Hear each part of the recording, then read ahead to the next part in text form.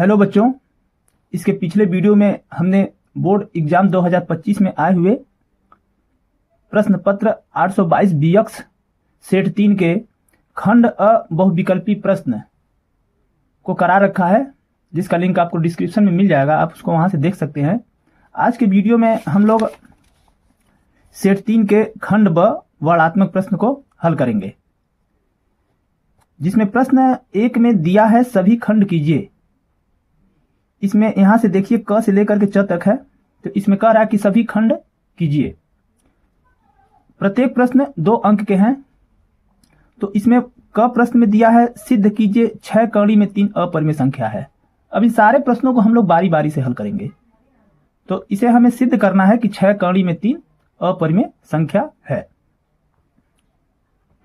तो चलिए इसको हल करना शुरू करते हैं। ये प्रश्न 1 का क है। अब यहां पर प्रश्न आपका दिया है 6 कड़ी में 3, इसे सिद्ध करना है कि यह अपरिमेय संख्या है। अब यहां पे 6 कड़ी में 3 में 6 जो है परिमेय संख्या है। यहां पर जो 6 है ये परिमेय संख्या है, तथा कड़ी में 3 अपरिमेय संख्या है। इसलिए हम यहां पर लिख सकते हैं कि 6 कड़ी में 3 अपरिमेय संख्या है। क्यों ये अपरिमेय संख्या है? क्योंकि इसका एक कारण होता है, परिमेय और अपरिमेय संख्याओं का गुणनफल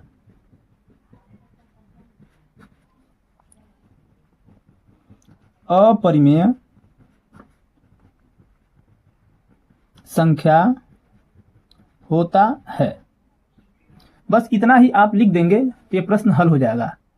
क्योंकि प्रश्न 2 ही अंक का है, तो आपको बहुत बढ़ा चढ़ा करके इसको हल नहीं करना है। हमें 2 ही नंबर इस पर मिलेंगे और ये प्रश्न आपका गलत नहीं होगा। इसको बड़ा में भी लगाया जा सकता है, लेकिन छोटा ही इसको करना है। अब हम लोग इसके प्रश्न ख पर इस प्रश्न ख को हल करेंगे। इसमें दिया है यदि बिंदु Q 0 1 बिंदुओं P 5 -3 और R यक्ष 6 से समदूरस्थ है तो यक्ष के मान ज्ञात कीजिए। हमें यहां पर यक्ष का मान ज्ञात कीजिए करना है। ये दिया है, ये जो बिंदु Q है इस P और R से समदूरस्थ है, यानी समान दूरी पर है। ये प्रश्न ख है। यहां आपका एक बिंदु है Q का निर्देशांक क्या है? 0 1 है, और एक बिंदु आपका है P जिसका निर्देशांक है 5 -3, और एक बिंदु है आपका R, इसका निर्देशांक है यक्ष 6। तो ये वाला बिंदु जो है इन दोनों बिंदु से समदूरस्थ, यानी ये दोनों दूरी क्या है आपकी? एकदम बिल्कुल बराबर है।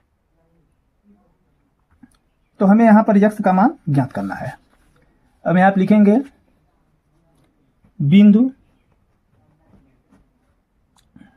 Q 0 1 तथा P 5 -3 के बीच की दूरी, हमें इसके बीच की दूरी निकालना है, यानी PQ बराबर PQ। आपको दूरी सूत्र का ज्ञान होगा, इसको याद किए होंगे कि दूरी सूत्र होता क्या है, जिसे हम लिखते हैं x2 - x1 का whole square plus y2 - y1 का होल स्क्वायर। अब यहां पर x2 की जगह क्या लिखेंगे? 5 -0 का स्क्वायर प्लस y2 की जगह लिखेंगे -3 और -y1 की जगह पर 1 का स्क्वायर। ये आपका होगा 5 में से 0 को निकालेंगे तो 5 होगा, जिसका वर्ग करेंगे तो ये 25 होगा, और प्लस ये -4 होगा, -4 का वर्ग होगा आपका 16। अब यहाँ पर 25 और 16 को हम जोड़ेंगे तो हो जाएगा आपका 41, यानी पी क्यू कितना आ गया आपका 41 आ गया। अब यहाँ पर हम ये जो क्यू आर है इसके बीच की दूरी निकालेंगे। क्यू आर के लिखेंगे बिंदु क्यू 0, 1 तथा आर यक्स 6 के बीच की दूरी। अब यहां पर ये हो जाएगा आपका आर क्यू बराबर, फिर हम दूरी सूत्र का प्रयोग करेंगे उसी तरीके से x2 माइनस x1 का होल स्क्वायर, यानी x माइनस 0 का whole square plus y2 minus y1 का होल स्क्वायर, 6 माइनस 1 का स्क्वायर। अब यहां पर आपका हो जाएगा x में से 0 को घटाएंगे तो x, इसका स्क्वायर कर देंगे यानी x स्क्वायर। अब प्लस 6 में से 1 को घटाएंगे 5, तो 5 का स्क्वायर आपका होगा 25। प्रश्न में दिया है चूंकि बिंदु क्या है, समदूरस्थ हैं, चूंकि यहां आप लिखेंगे बिंदु Q, बिंदु P और R से समदूरस्थ है। तो जब ये समदूरस्थ है इसे लिख सकते हैं, इसलिए ये आपका आर क्यू बराबर होगा, ये आर क्यू जो होगा यह पी क्यू के बराबर हो जाएगा। लिखेंगे पी क्यू। आर क्यू क्या है, कर्णी में एक्स स्क्वायर प्लस 25 और पी क्यू क्या है आपका कर्णी में 41। अब यहां पर दोनों तरफ कर्णी हटाने के लिए हम दोनों पक्षों का वर्ग कर देंगे। अब लिखेंगे दोनों पक्षों का वर्ग करने पर, जब दोनों पक्षों का वर्ग करेंगे तो कर्णी हट जाएगी, यानी मिलेगा आपको एक्स स्क्वायर प्लस 25 बराबर 41। अब यहां पर 25 को हम पाछांतर करेंगे, यानी एक्स स्क्वायर बराबर 41 माइनस 25 हो जाएगा। तो एक्स स्क्वायर बराबर यहां से घटाएंगे 11 में से 5 निकलेगा 6, 3 में से 2 निकलेगा 1, यानी एक्स स्क्वायर बराबर आपका क्या हो जाएगा 16। तो यक्स बराबर क्या होगा, यक्स बराबर कर्णी में 16। अब जब 16 का हम वर्गमूल निकालेंगे तो यक्स बराबर आपका हो जाएगा प्लस माइनस 4, यानी यक्स का मान आपका प्लस 4 भी हो सकता है और माइनस 4 भी। ये आपके प्रश्न का आंसर आ गया। अब हम प्रश्न ग पर आ जाते हैं, इस पहले प्रश्न के ग पर, जिसमें दिया है वह अनुपात ज्ञात कीजिए जिसमें y अक्ष बिंदुओं 5 माइनस 6 और माइनस 1 4 को जोड़ने वाले रेखाखंड को विभाजित करता है। हमें यहां पर अनुपात को ज्ञात करना है। वह कौन सा अनुपात होगा जो ये दोनों बिंदु है वह इसको मिलाने वाले रेखाखंड को विभाजित कर रहा है, वह अनुपात ज्ञात करना है।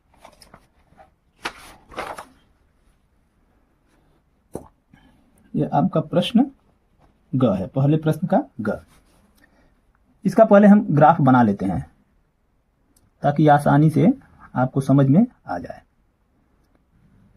इस प्रकार से ये हमारा है एक्स अक्ष, ये वाई, ये एक्स डैश अक्ष, ये वाई डैश। ये आपका मूल बिंदु हो गया 0। एक बिंदु दिया है 5 माइनस 6, यानी एक्स अक्ष पर 5 और वाई अक्ष पर 6। ये बिंदु यहां पर हो जाएगा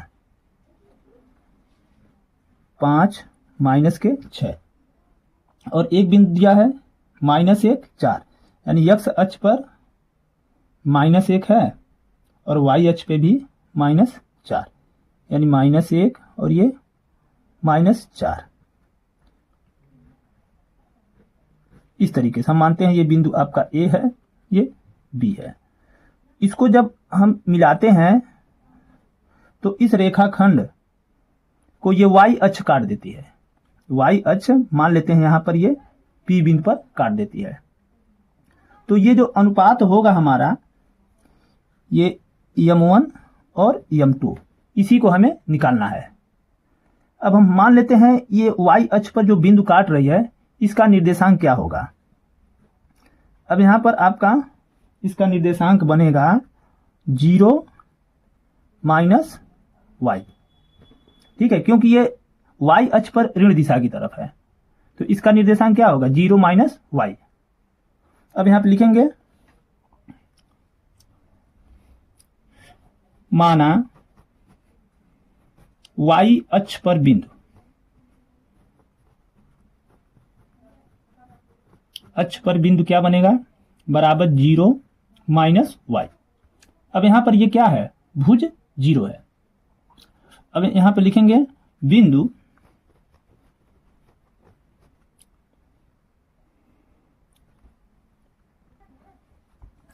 ये आपका A है 5 6 तथा बिंदु क्या है आपका ये -1 -4 है। यहां पर ये है आपका -1 और -4, ये B है। अब यहां पर विभाजन सूत्र का हम प्रयोग करेंगे। यहां पर लिखेंगे विभाजन सूत्र से, विभाजन सूत्र से। अब विभाजन सूत्र से आपका यहां पर भुज क्या मिल रहा है 0 मिल रहा है, ये जो भुज है ये 0 मिल रहा है। तो भुज बराबर यहां पर क्या है 0 है, तो भुज का हमें फार्मूला क्या मिलेगा m1 x2 plus m2 x1 बटे m1 प्लस m2 बराबर ये क्या होगा 0। यहां पर कोट से हमें कोई मतलब नहीं है, कोट वाला फार्मूला नहीं लगाएंगे क्योंकि यहां पर फार्मूला आपका क्या होता है विभाजन सूत्र का। यहां पर विभाजन सूत्र का होता है formula m1 x2 plus m2 x1 बटे m1 प्लस m2 और होता है m1 y2 प्लस m1 ये m2 y1 बटे m1 प्लस m2, ये फार्मूला आपका होता है। लेकिन हमें केवल भुज से मतलब है तो हम केवल ये भुज वाला ही यूज करेंगे, दोनों का यूज नहीं करेंगे। अब इस पर हम मान रखेंगे m1 और m2 का मान तो दिया नहीं है, उसी को हमें ज्ञात करना है। तो ये m1 गुणे इसमें x2 क्या मिलेगा आपको x2 बराबर क्या मिलेगा यहां पर -1 और प्लस m2 x1 की जगह क्या मिलेगा 5 मिलेगा बटे m1 प्लस m2 बराबर 0। m1 का गुणा यहां पर करेंगे तो -m1 अब प्लस ये 5 m2 बराबर m1 प्लस m2 का गुणा 0 में होगा तो ये 0 हो जाएगा।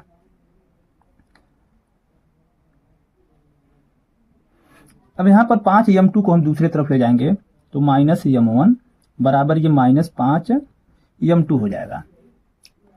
अब इसमें m2 को दोनों तरफ का माइनस हटा देंगे, m2 को इधर ले जाएंगे और यहाँ पर 1 है इधर ले जाएंगे, यानी इसको इस प्रकार से लिख सकते हैं m1 अपान m2 बराबर 5 बटे 1 हम लिख सकते हैं। तो यहाँ पर आपका अनुपात क्या बनेगा m1 संबंधे m2 बराबर 5 संबंधे 1। तो ये जो बिंदु दिया है यह इन दोनों बिंदु को मिलाने वाले रेखाखंड को 5 संबंधे 1 के अनुपात में विभाजित करेगी। तो इस प्रकार ये आपके प्रश्न का उत्तर हो गया। अब इसका अगला प्रश्न घ में दिया है सिद्ध कीजिए कि कर्ण में 1 माइनस कास थीटा बटे 1 प्लस कास थीटा बराबर कोसेक थीटा माइनस काट थीटा। इसको आपको सिद्ध करना है। ये प्रश्न 1 का घ है जो कि दिया है रूट में 1 माइनस कास थीटा बटे 1 प्लस कास थीटा बराबर कोसेक थीटा माइनस काट थीटा। अब हम इसको यहां से हल करेंगे लेफ्ट हैंड साइड से। तो लेफ्ट हैंड साइड आपका क्या है कर्णी में 1 माइनस कास थीटा बटे 1 प्लस कास थीटा अब हम क्या करते हैं, यहां पर हर का परिमेयकरण कर देंगे। आप लिखेंगे हर का परिमेयकरण करने पर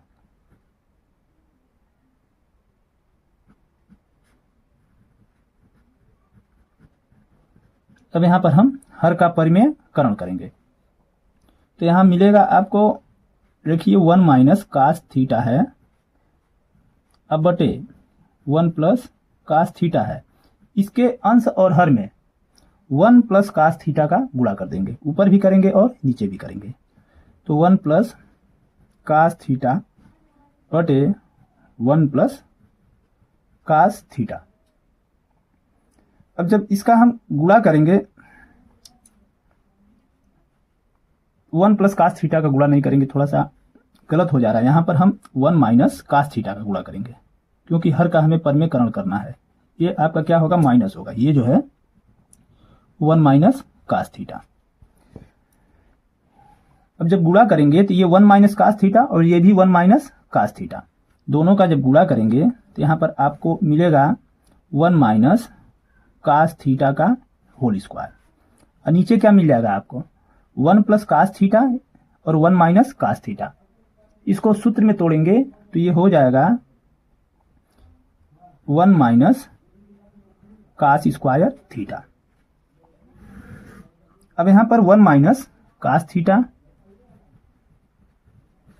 का होल स्क्वायर, अब बटे 1 माइनस कास स्क्वायर थीटा को लिखेंगे साइन स्क्वायर थीटा। ये आपके रूट में हो गया। चूंकि फार्मूला हमारा होता है, चूंकि 1 माइनस कास स्क्वायर थीटा बराबर साइन स्क्वायर थीटा, ये फार्मूला होता है, इसका यूज यहां पर हुआ है। अब ये जब कर्णी में है और दोनों पर वर्ग है तो कर्णी को हटा देंगे, यानी इसका वर्गमूल 1 माइनस कास थीटा का होल स्क्वायर, इसका वर्गमूल आपका होगा 1 माइनस कास थीटा। अब बटे साइन स्क्वायर थीटा का वर्गमूल होगा साइन थीटा। अब यहां पर ये साइन थीटा को हम दोनों के बटे में लिख सकते हैं, यहां पर लिखेंगे 1 बटे sine theta minus cos theta बटे साइन थीटा। तो 1 अपान साइन थीटा बराबर क्या होगा आपका, कोसेक थीटा और माइनस कास थीटा बटे साइन थीटा बराबर काट थीटा। ये आपके राइट हैंड साइड के बराबर आ गया, यहां पर लिखेंगे बराबर राइट हैंड साइड। इस प्रकार ये प्रश्न भी आपका सिद्ध हो गया।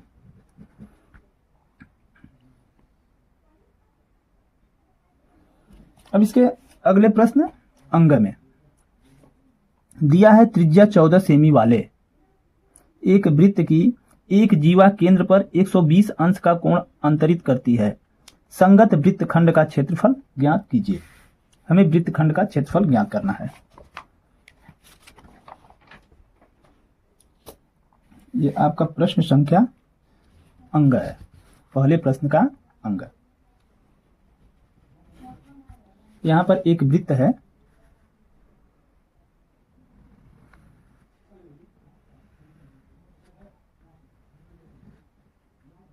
ये इस वृत्त का केंद्र O है।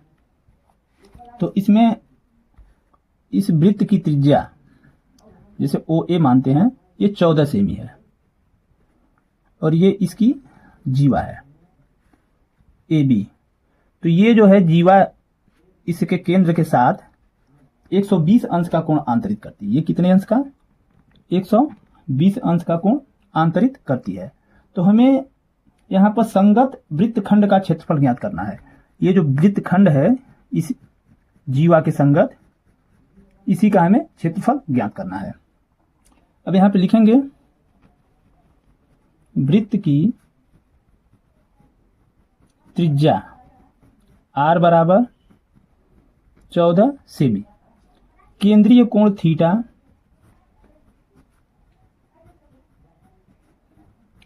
बराबर दिया है 120 अंश।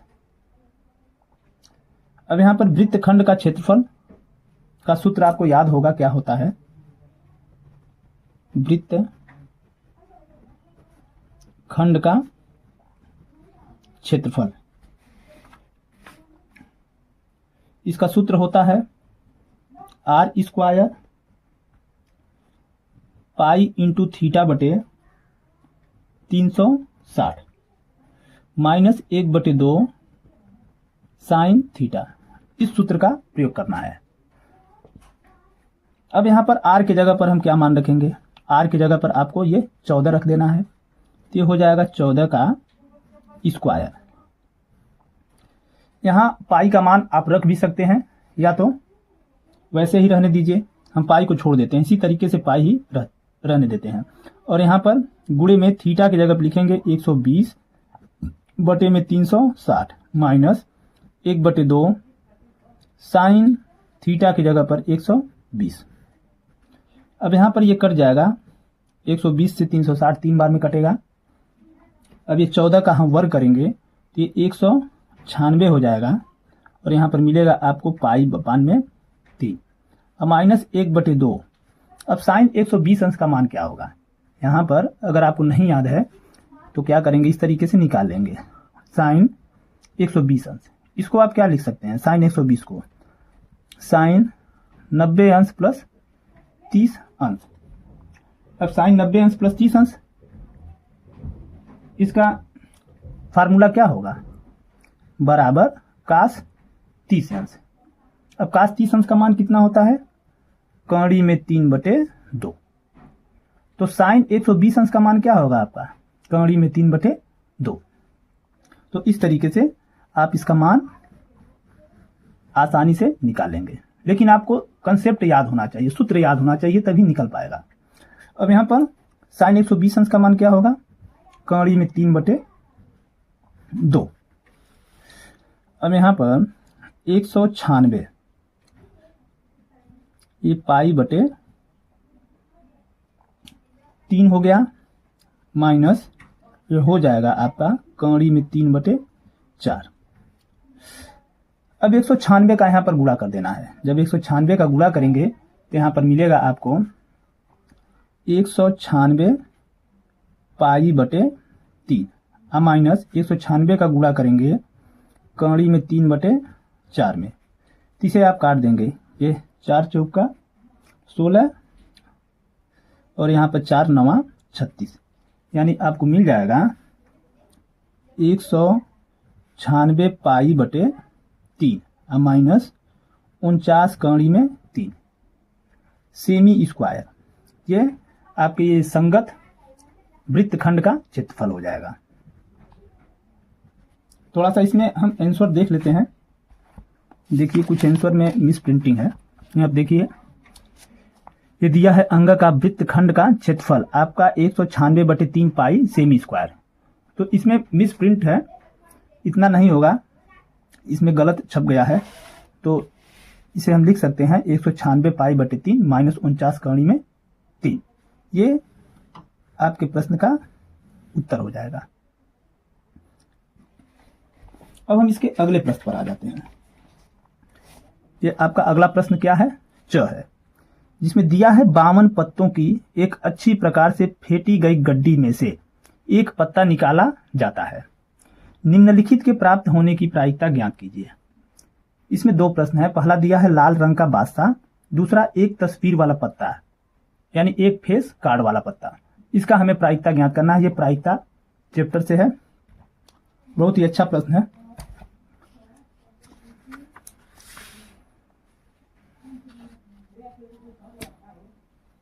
अब ये आपका प्रश्न 1 का च है। यहां पर कुल पत्ता कितना है भाई?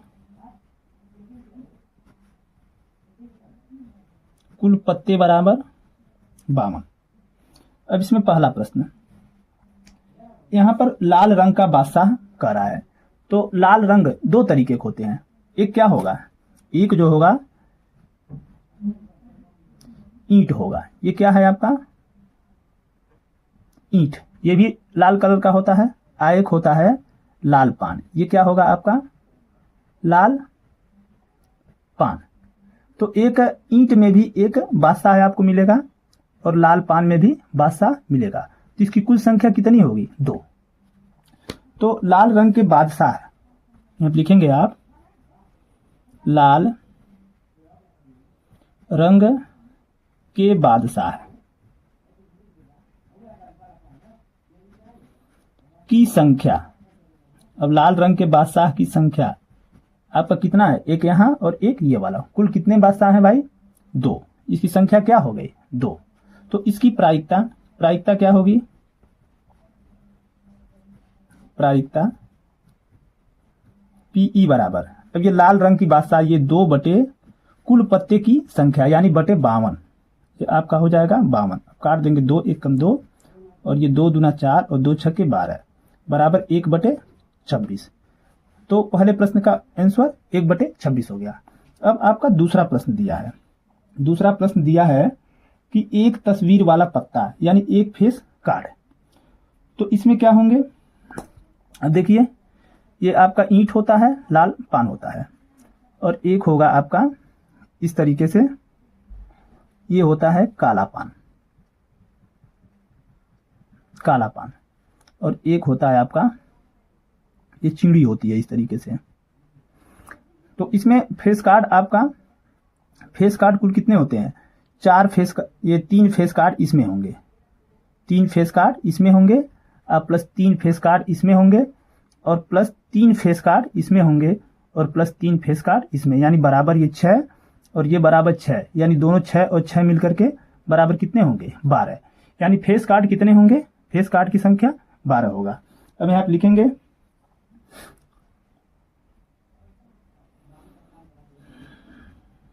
तस्वीर वाले पत्तों की संख्या, पत्तों की संख्या आपका कितना होगा, ये 6 और ये 6 प्लस 12 बराबर 12, कितने पत्ते होंगे आपके, 12। तो इसकी प्रायिकता क्या होगी,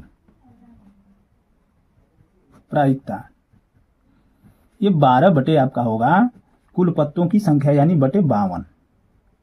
अब इसे आप काट देंगे, 4 तियां 12 और 4 1 कम 4, 4 तियां 12, तो यहाँ पर आपकी प्रायिकता आ जाएगा 3 बटे 13। तो ये आपके प्रश्न का आंसर आ गया। अब हम लोग प्रश्न संख्या 2 पर आ जाते हैं, जिसमें दिया है निम्नलिखित में से कोई 5 खंड हल कीजिए।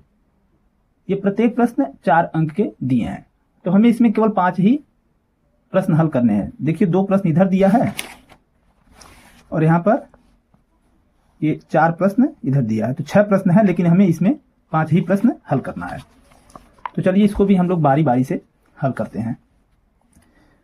प्रश्न क में दिया है 2.5 सेमी त्रिज्या के एक वृत्त की 4 सेमी लंबी जीवा PQ है। P और Q पर स्पर्श रेखाएं परस्पर एक बिंदु T पर प्रतिच्छेद करती है, तो TP की लंबाई ज्ञात कीजिए। 4 नंबर का ये प्रश्न है, जब इसको आप हल कर देंगे तो 4 नंबर आपको मिलेंगे। तो चलिए इसको हम शुरू करते हैं।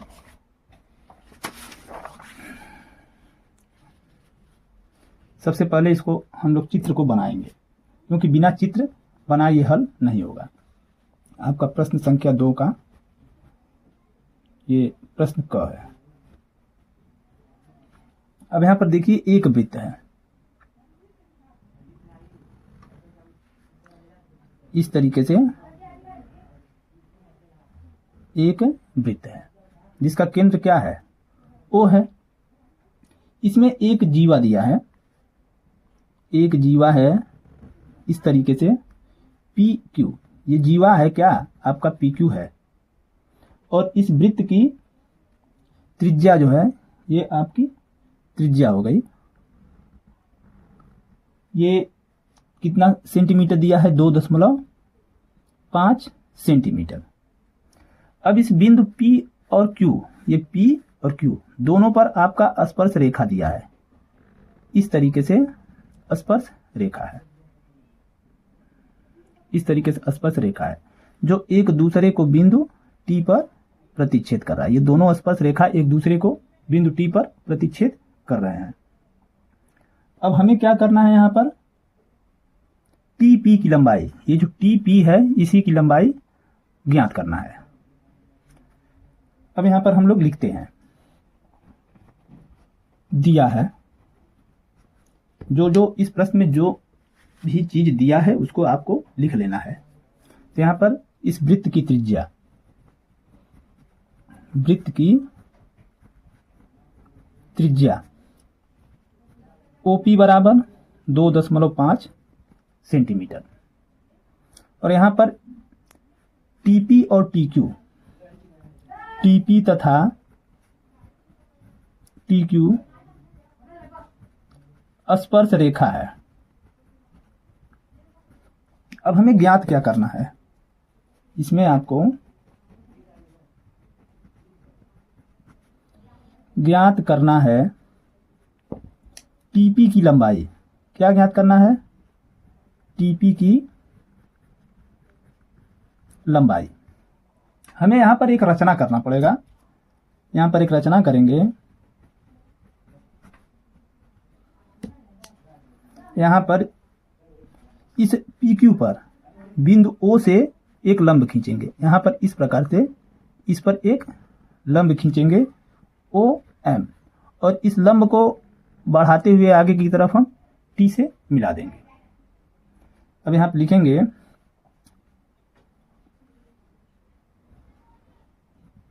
OM लंब PQ खींचा तथा ये जो है OM को T तक बढ़ाया, तथा OM को T तक बढ़ाया। अब यहां पर जब ये लंब हम खींच दिए तो ये 90 अंश का कोण बनेगा, यानी त्रिभुज OMP ये आपका समकोण त्रिभुज बनेगा। अब यहां से हम लोग हल करेंगे।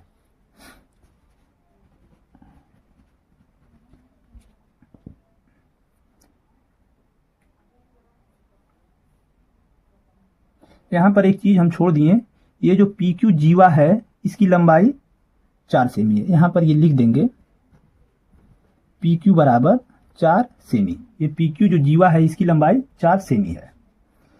अब यहां पर देखिए OP बराबर क्या दिया है?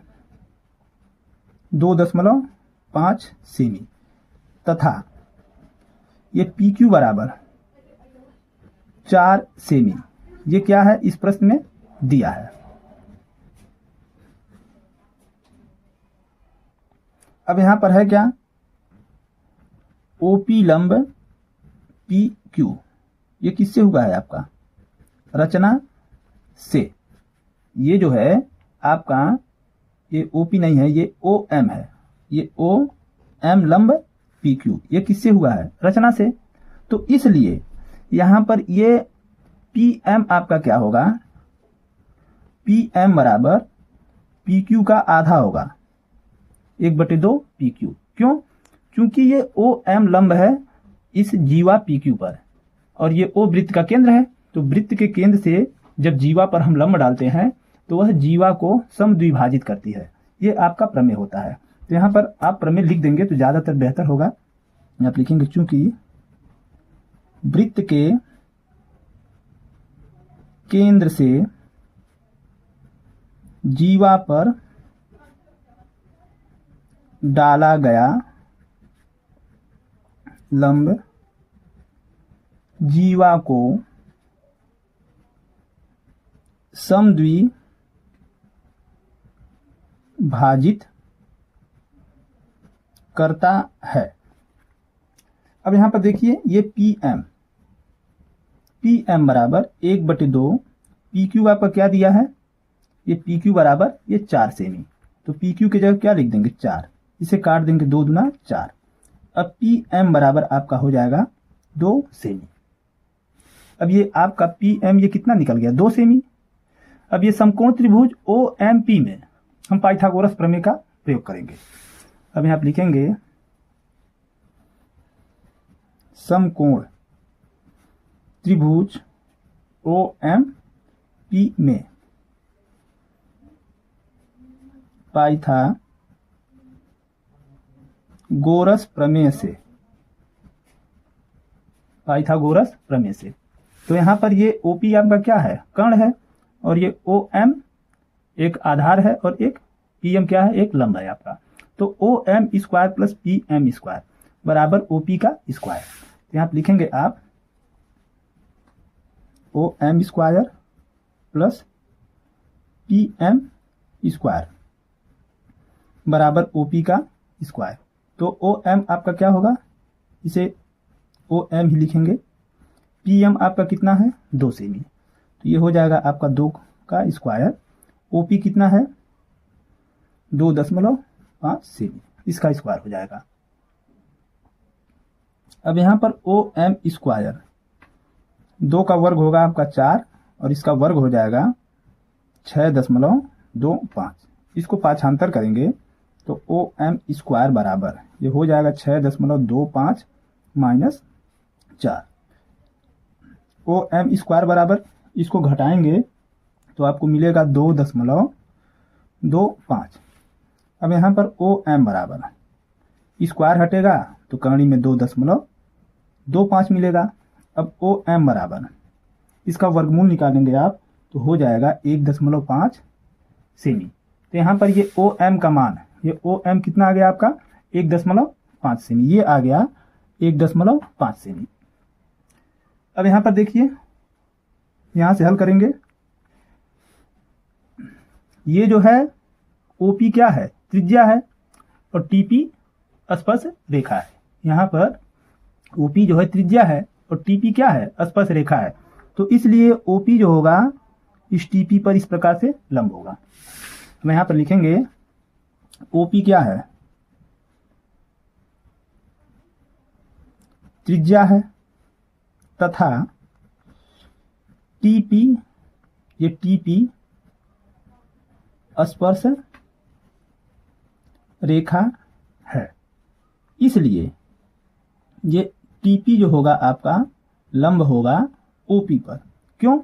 क्योंकि वृत्त की स्पर्श रेखा त्रिज्या पर लंब होती है। यहाँ पे लिखेंगे क्योंकि वृत्त की स्पर्श रेखा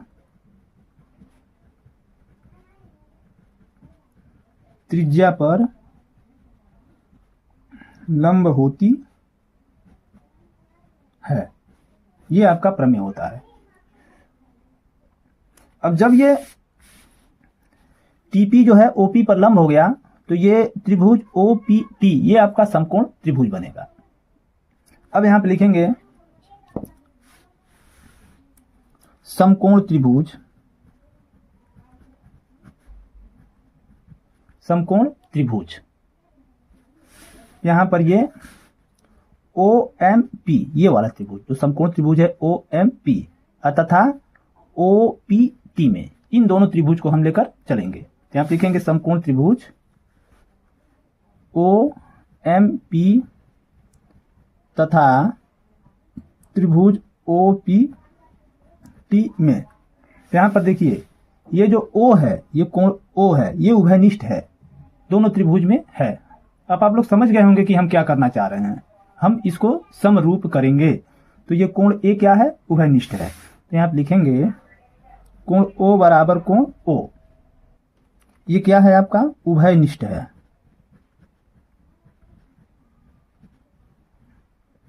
इसलिए और क्या है ये जो है कोण ओ एम पी ये बराबर होगा कोण ओ पी टी के, क्योंकि ये समकोण है। तो यहां पर लिखेंगे कोण ओ एम पी बराबर कोण ओ पी टी, ये क्या है समकोण है, बराबर ये 90 अंश के, दोनों बराबर हो गया। तो इसलिए त्रिभुज ओ एम पी समरूप होगा त्रिभुज ओ पी टी के, किससे ए समरूपता प्रमेय से। ये क्या हो गया समरूप हो गया। जब दोनों त्रिभुज समरूप हो गया तो इसके संगत भुजा समानुपातिक होंगे। क्या क्या होंगे यहां पर ये ओ एम, ये जो ओ एम होगा बटे ओ पी होगा, इसलिए ओ एम बटे ओ पी, और ये होगा आपका पी एम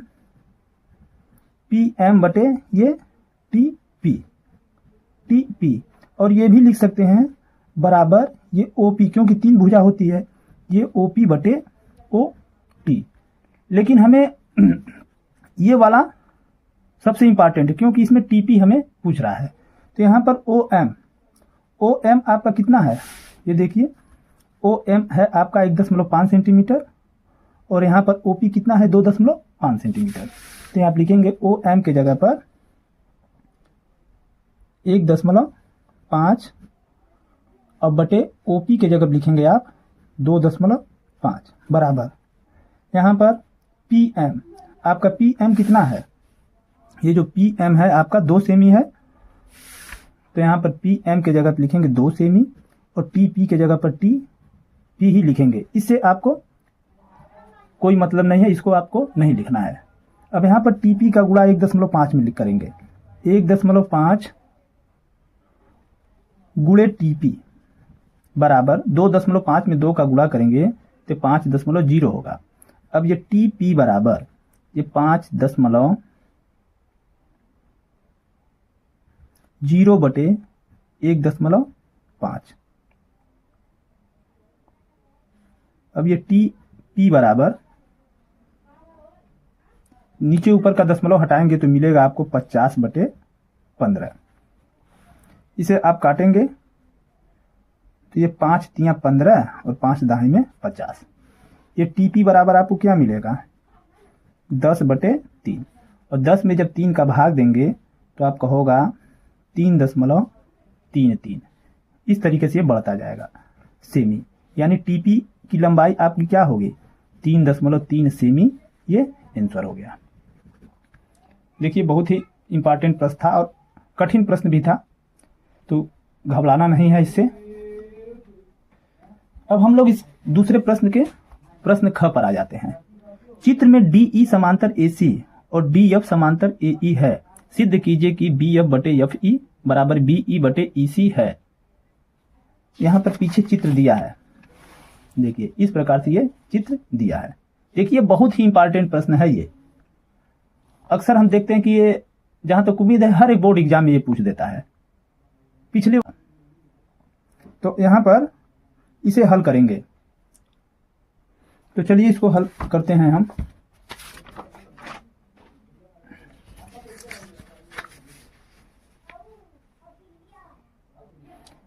ये आपका प्रश्न संख्या 2 का ख है। जो इसमें फिगर दिया है उसको हम बना लेते हैं। इस तरीके से हमारा एक त्रिभुज है,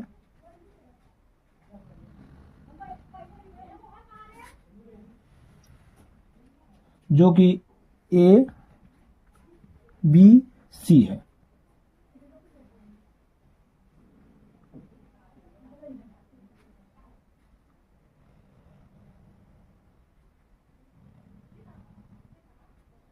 ये बिंदु आपका डी है और ये बिंदु ई है और ये बिंदु आपका एफ है। अब यहां पर इस प्रश्न में दिया है, बहुत ही अच्छा प्रश्न है ये। इस प्रश्न में दिया है डी ई समांतर ए सी, डी ई समांतर ए सी। ये जो डी ई है ये ए सी के समांतर है, तथा डी एफ समांतर ए ई। ये जो डी एफ है ये ए ई के समांतर है। अब हमें सिद्ध करना है,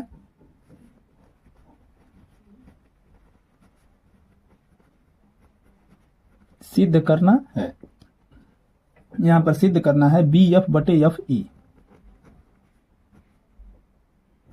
एफ ई बराबर है बी ई बटे ई सी। इसको हमें सिद्ध करना है। ये बी एफ बटे एफ ई और बराबर बी ई बटे ये ई सी। इसको हमें सिद्ध करना है। अब यहां से हम लोग हल करते हैं इसको।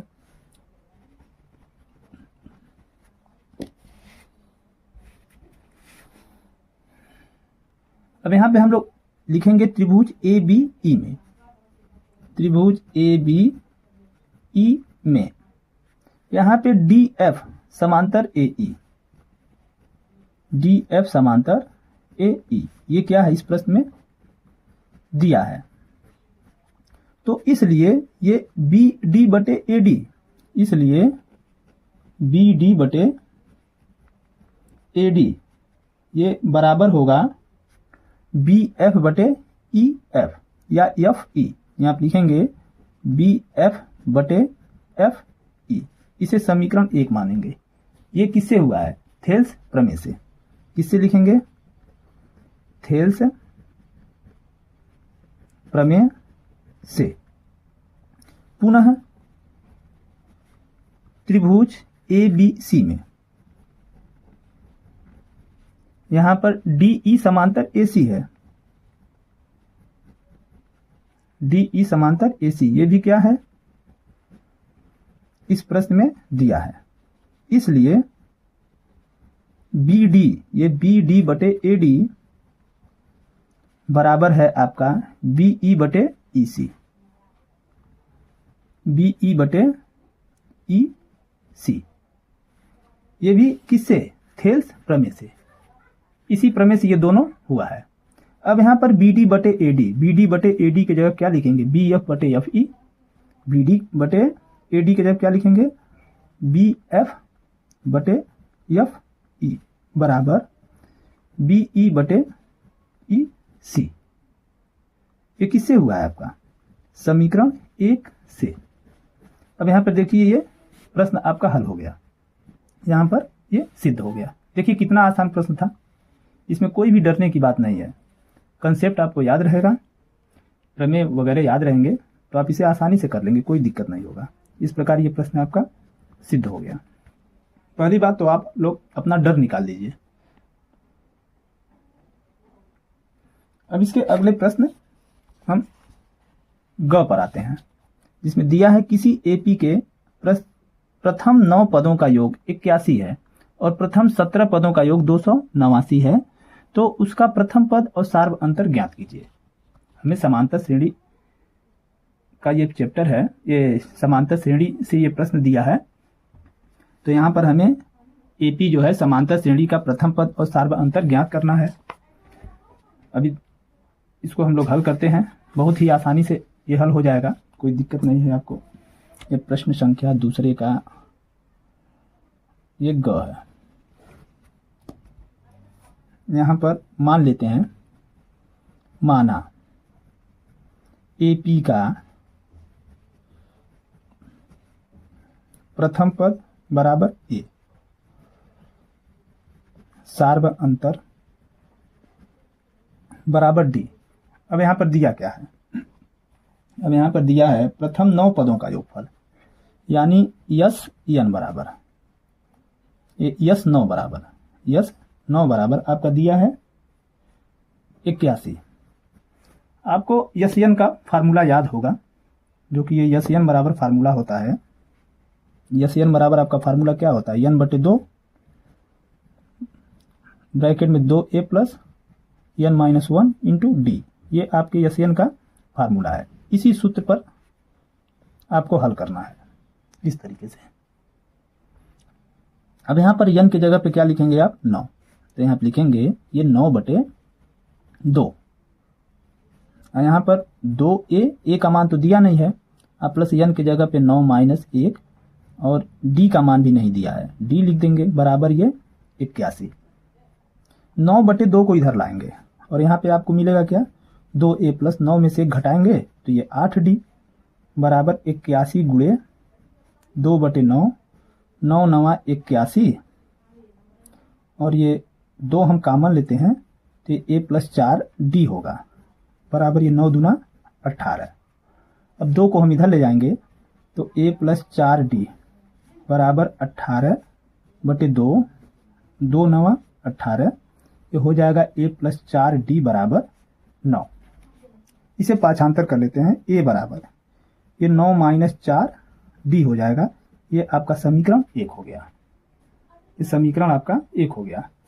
फिर यहां पे दिया है प्रथम 17 पदों का योगफल, यहां पर 17 पदों का योगफल।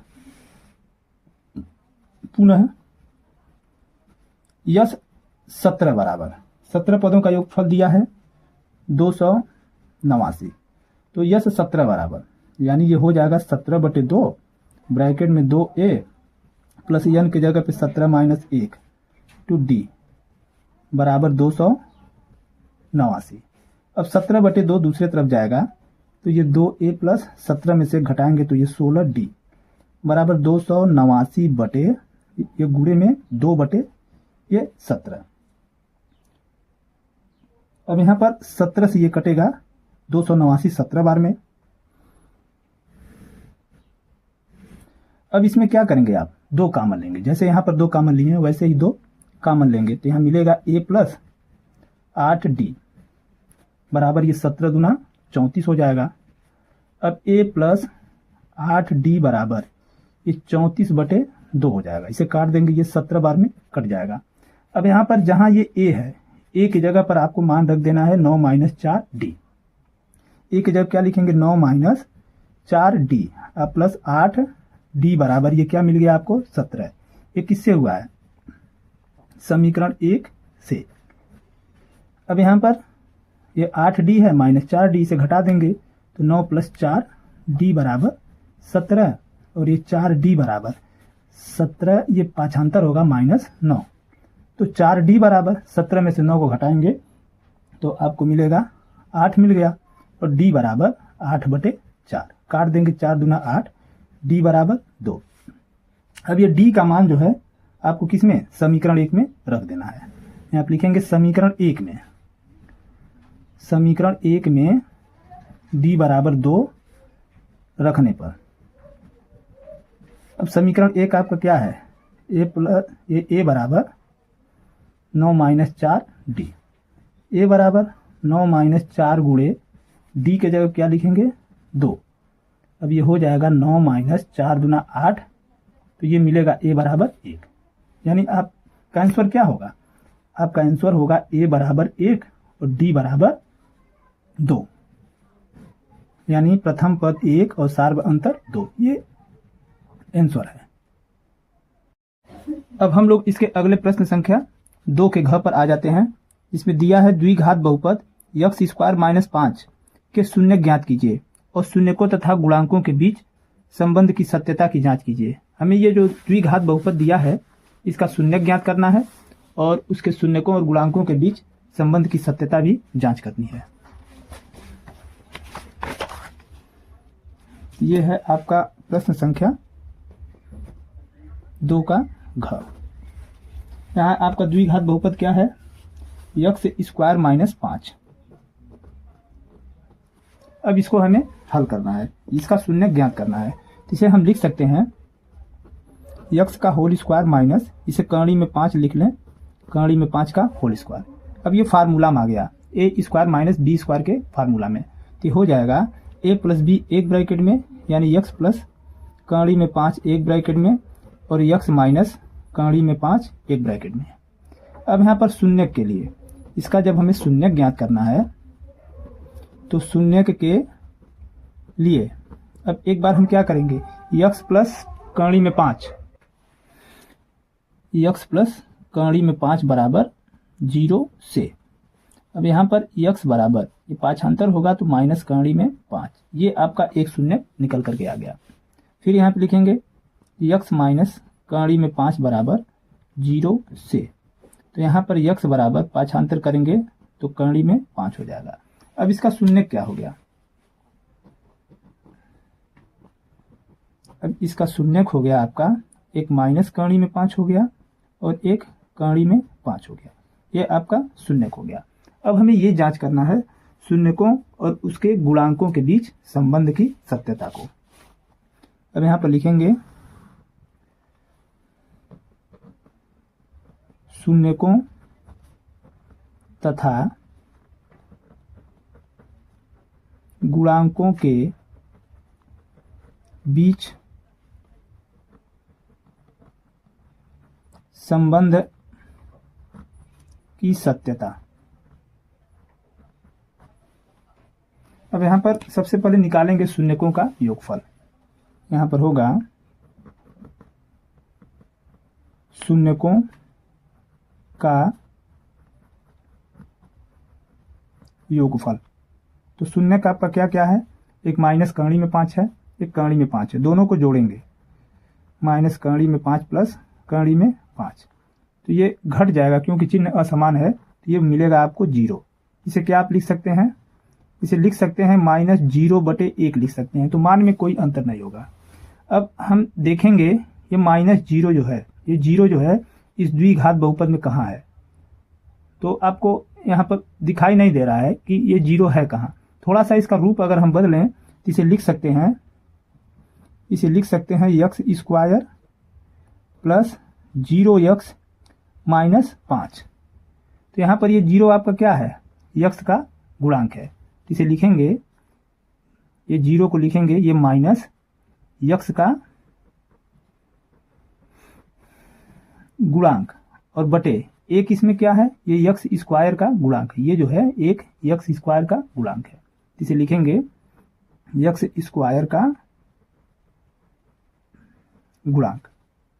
तो शून्यकों का योगफल क्या होगा, -x का गुणांक बटे x² का गुणांक, यानी दोनों शून्यक को हम जोड़े हैं कि किसके बराबर हो गया, x का गुणांक बटे x² का गुणांक। अब यहाँ पर निकालेंगे शून्यकों का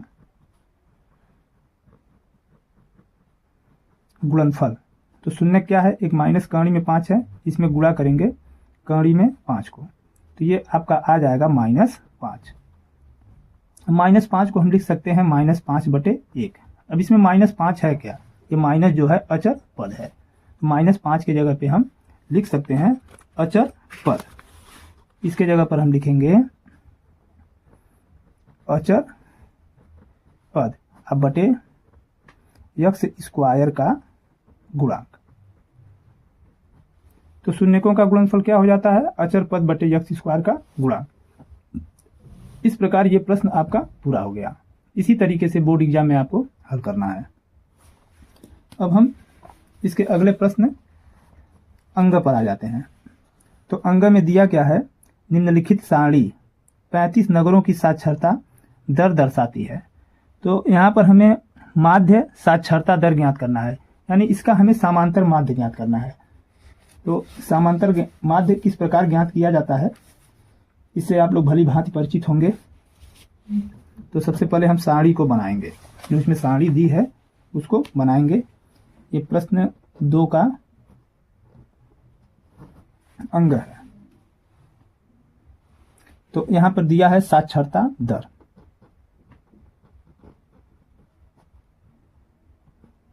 एक कॉलम इसको बना हम लेंगे और एक कॉलम नगरों की संख्या, यहां पे दिया है नगरों की संख्या, इसको हम f से दिखाएंगे जो कि हमारा बारंबारता है।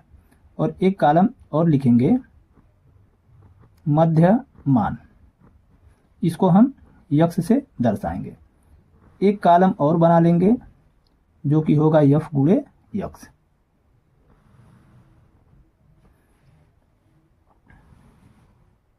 इस प्रकार हम लोग कॉलम बनाएंगे। और यहां पर साक्षरता दर कितना दिया है, 45 से 55, 45 से 55 दिया है, 55 से 65, 65 से 75 और 75 से 85, 85 से 95। और यहाँ पर ये नगरों की संख्या में दिया है, जो इसकी बारंबारता है 3, 10, 11, 8 और 3। अब मध्यमान हम कैसे निकालेंगे, अब इसका मध्यमान निकालने के लिए हम ये 55 और 45, ये जो है उच्च सीमा और निम्न सीमा दोनों को जोड़ेंगे और उसमें 2 से भाग देंगे।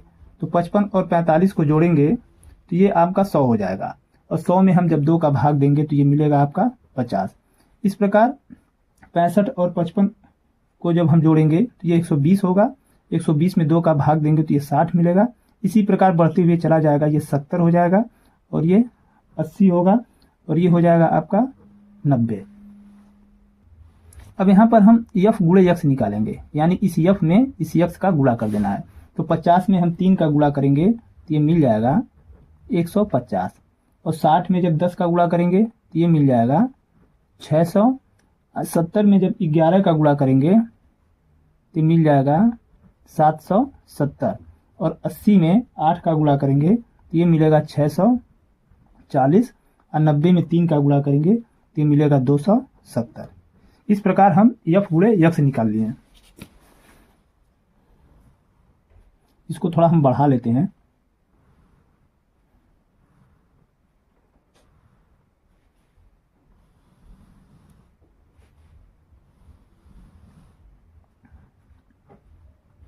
अब हम यहाँ पर लिख देंगे योग, इस कॉलम में लिखेंगे योग। तो यहाँ पर ये आपका क्या होगा, सिग्मा एफ।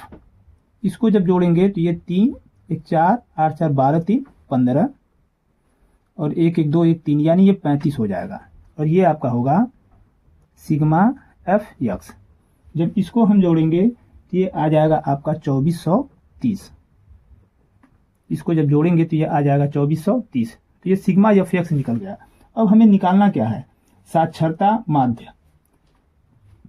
तो यहां पर माध्य बराबर फार्मूला होगा जिसे हम यक्स पे बार से दर्शाते हैं, सिग्मा एफ गुणे यक्स बटे सिग्मा एफ।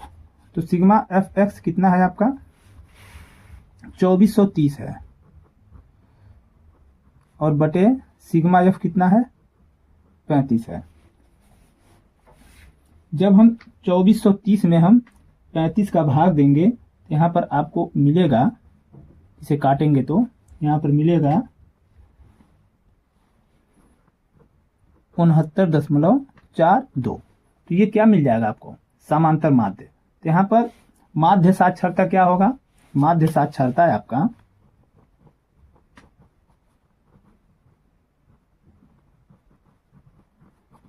आपका होगा 69.42।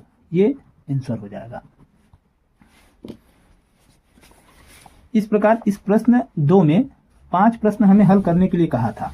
तो 5 प्रश्न तो हल हो चुका, लेकिन इसमें बच गया है च। तो इसको भी हम लोग हल कर लेते हैं, जिसमें दिया है निम्नलिखित सारणी किसी अस्पताल में एक विशेष वर्ष में भर्ती हुए रोगियों की आयु दर्शाती है। इन आंकड़ों के बहुलक और मध्यक ज्ञात कीजिए। इस सारणी का हमें बहुलक भी ज्ञात करना है और मध्यक भी ज्ञात करना है।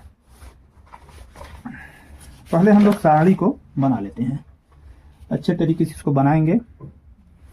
ये प्रश्न संख्या 2 का च है।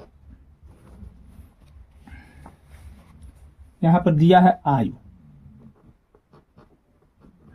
आयु है वर्षों में। फिर एक कॉलम है आपका रोगियों की संख्या,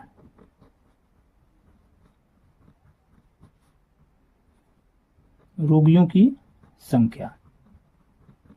इसको हम यप से दर्शाएंगे, जो इसकी बारंबारता है।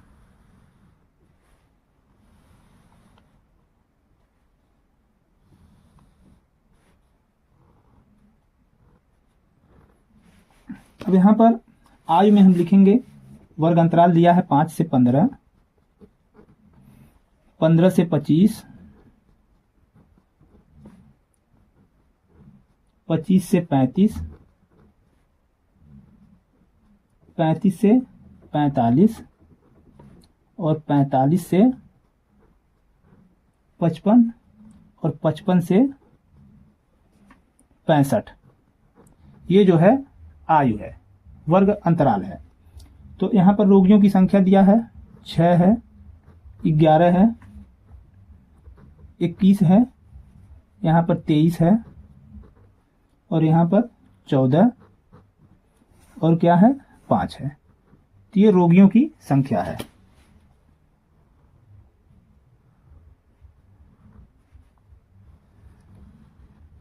अब सबसे पहले हम बहुलक ज्ञात करेंगे। तो बहुलक ज्ञात करने के लिए हमें सबसे पहले बहुलक वर्ग पहचानना होता है। तो बहुलक वर्ग होता क्या है, जिस वर्ग अंतराल की बारंबारता सबसे अधिक होती है वह उसका बहुलक वर्ग होता है। तो यहां पर हम देख रहे हैं इस बारंबारता में सबसे अधिक 23 है और 23 के सीध पर आपका है क्या 35 से 45। तो ये आपका बहुलक वर्ग हो जाएगा। अब यहां पर लिखेंगे चूंकि सबसे अधिक बारंबारता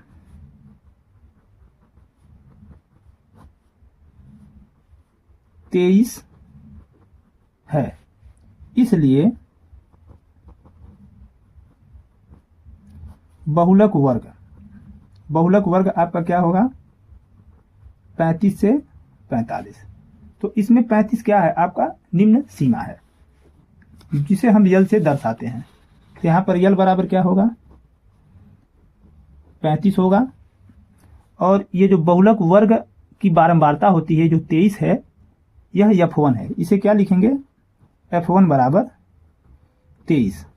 और F0 क्या होगा इस बहुलक वर्ग के ठीक पहले की बारंबारता, बहुलक वर्ग के ठीक पहले वर्ग की बारंबारता यह F0 है। तो ये जो 21 है यह F0 है। और यहाँ पर F2 क्या है, तो बहुलक वर्ग के ठीक बाद की बारंबारता यानी 14 यह क्या है F2 है। और इसमें H क्या है वर्ग माप, जो इसमें हम देख रहे हैं इस वर्ग अंतराल में 10-10 का अंतर है, तो ये आपका H हो जाएगा, जो वर्ग माप है H 10 हो जाएगा, H बराबर 10। अब हमें बहुलक ज्ञात करना है। बहुलक का फार्मूला क्या होता है,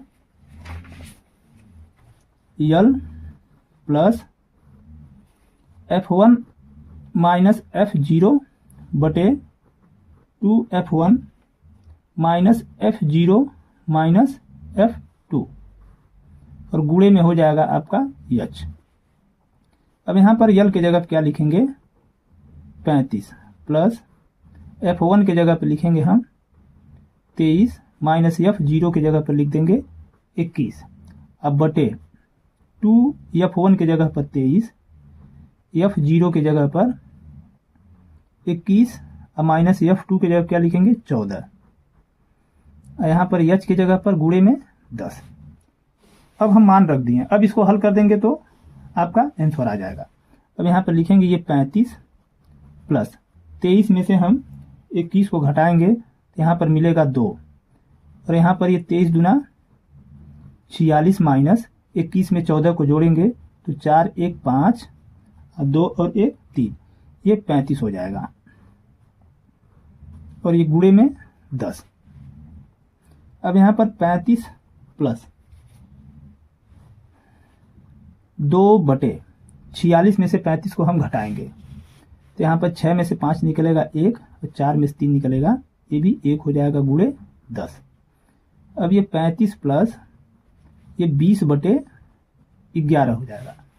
अब इसके नीचे हर क्या है 1 है, तो हम इसे एलसीएम लेकर के इसे जोड़ेंगे। जिस तरीके से हम ये भिन्न का जोड़ होता है उसी तरीके से, तो 1 और 11 का एलसीएम 11 हो जाएगा, 1 का भाग 11 में 11 बार, और 11 का गुणा हम 35 में करेंगे तो ये आ जाएगा 385, क्योंकि ये 11 5 55, 11 33 5 38, 385 हो जाएगा। अब प्लस 11 कम 11, 1 का गुणा 20 में ये 20 हो जाएगा। अब 385 में 20 को हम जोड़ देते हैं तो 5 हो गया, 8 2 10 को 0, और ये 3 1 4, ये मिल जाएगा आपको 405 बटे 11।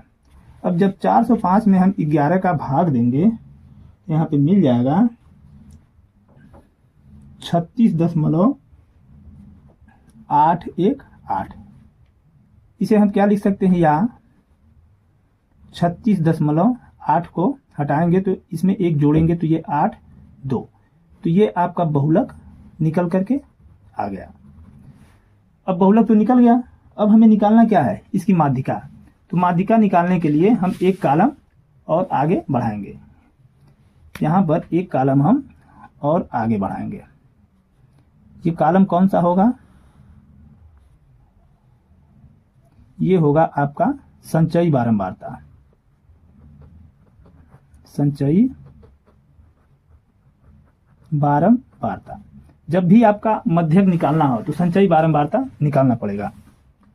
संचयी बारंबारता हम कैसे निकालेंगे, यहाँ पर इसका 6 का हो जाएगा आपका संचयी बारंबारता, ये 6 होगा, 6 में 11 को जोड़ेंगे तो आपका आ जाएगा 17, 17 में 21 को जोड़ेंगे तो ये आ जाएगा 38, 38 में 23 को जोड़ेंगे 8 3 11, 3 2 5 1 6, 61 हो जाएगा। 61 में 14 को जोड़ेंगे तो 4 1 5, 6 1 7, ये 75 हो जाएगा। और 75 में 5 को जोड़ेंगे तो ये 80 प्राप्त हो गया। ये आपका संचयी बारंबारता हो गया। अब यहाँ पर हमें मध्यक ज्ञात करने के लिए, तो यहाँ पर मध्यक के लिए जब हमें मध्यक ज्ञात करना है तो इसके लिए हमें क्या करना होगा।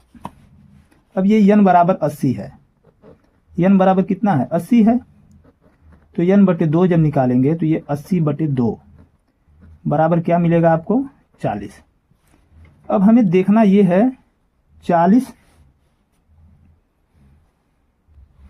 से बड़ा और 40 के करीब कौन सी संचयी बारंबारता है। तो इसमें 40 से बड़ा और 40 के करीब यहाँ पर 61 है, तो ये आपकी संचयी बारंबारता हो जाएगा।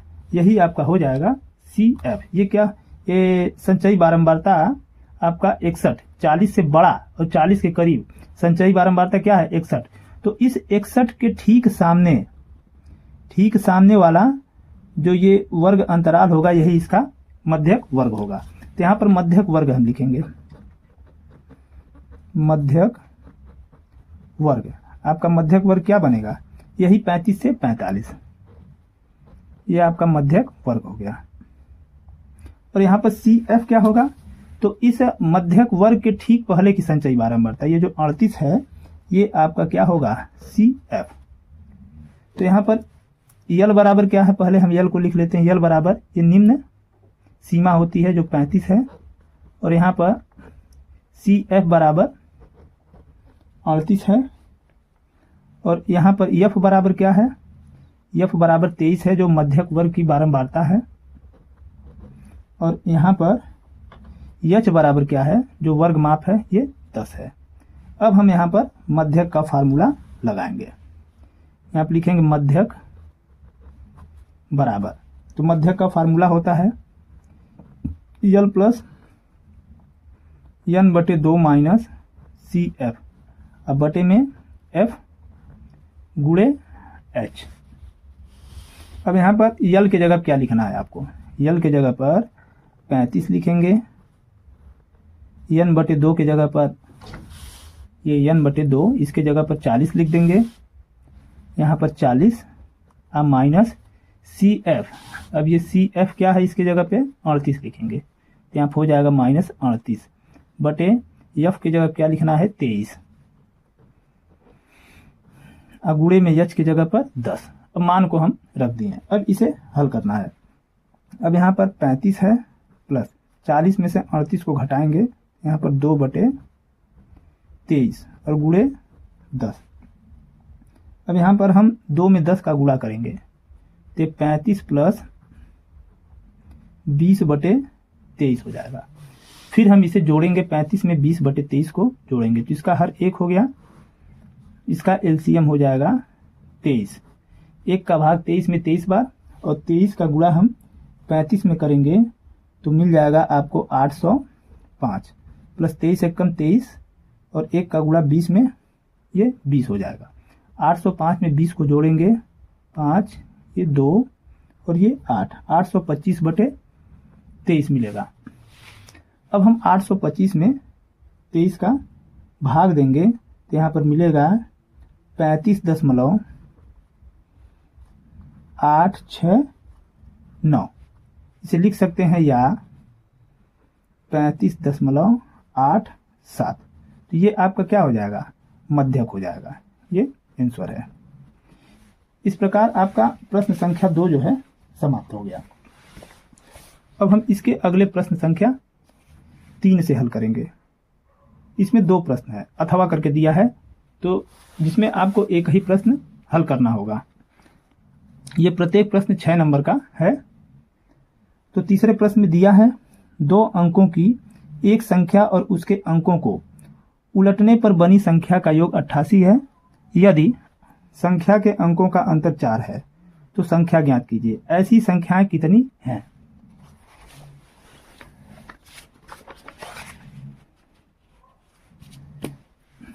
ये है आपका प्रश्न संख्या 3।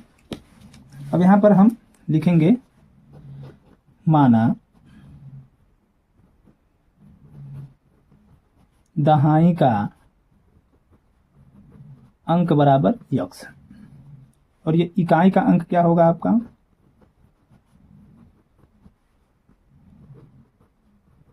अंक बराबर y। ये इकाई का अंक हो गया। अब हम संख्या बना लेंगे। संख्या आपका क्या बनेगा, संख्या दहाई का मान 10 होता है, तो 10 यक्स प्लस वाई, ये आपका क्या हो गया, संख्या। अब इसमें प्रश्न क्या कह रहा है कि संख्या और उसके अंकों को उलटने पर बनी संख्या का योग 88 है। इसमें प्रथम शर्तानुसार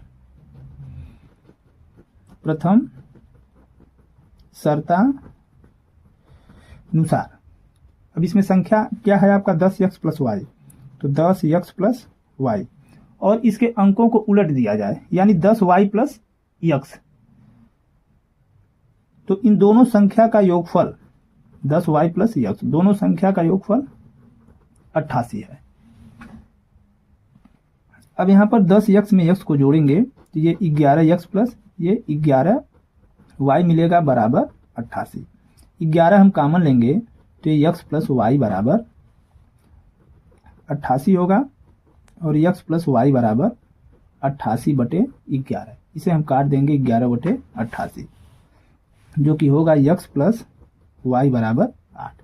ये समीकरण 1 हो जाएगा। फिर यहां पर दूसरी शर्तानुसार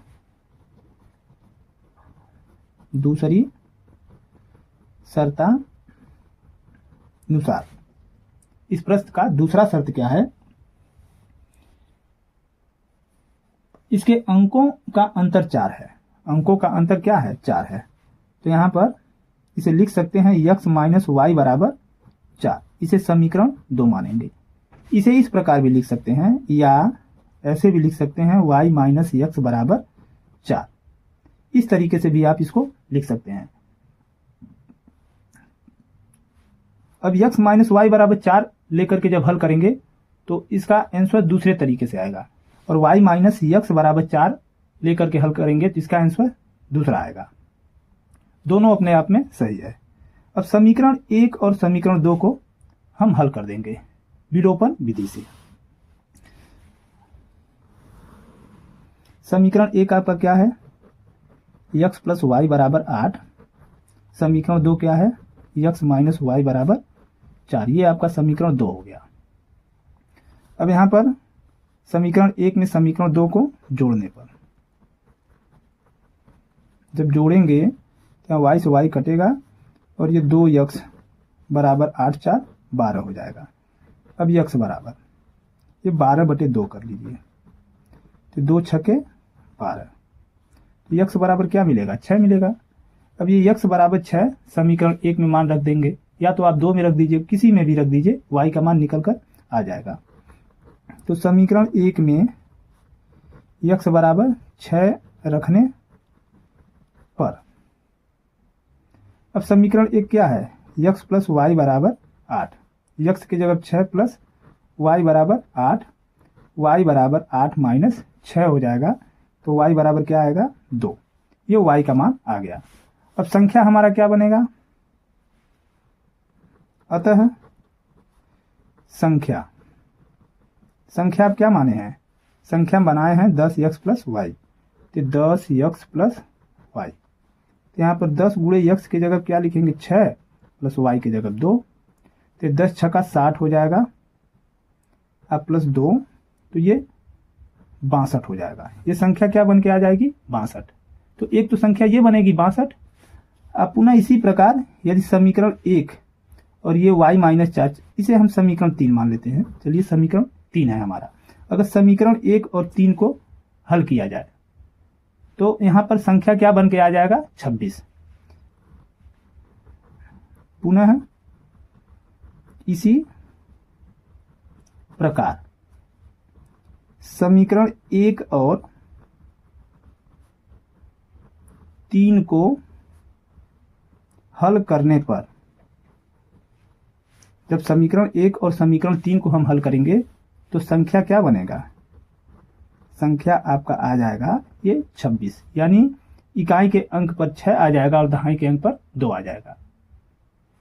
तो ये आंसर आपका 26 आ जाएगा। यानी इस प्रकार से कितनी दो संख्याएं बनाई जा सकती हैं। आप लिखेंगे इस प्रकार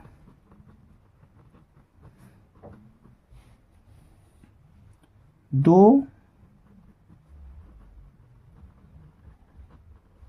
संख्याएं होंगी। एक संख्या क्या 62 और दूसरा 26, दो संख्याएं बनेंगी। अब यहां पर जो है प्रश्न संख्या 3 में जो अथवा है इसको भी हम लोग हल कर लेते हैं ताकि कोई भी समस्या आपको नहीं हो। तो यहां पर अथवा वाले में दिया क्या है, एक आयताकार मैदान की लंबाई उसकी चौड़ाई के 2 गुने से 9 मीटर अधिक है। यदि मैदान का क्षेत्रफल 810 वर्ग मीटर है तो मैदान की लंबाई एवं चौड़ाई ज्ञात कीजिए। हमें उस मैदान की लंबाई और चौड़ाई ज्ञात करना है।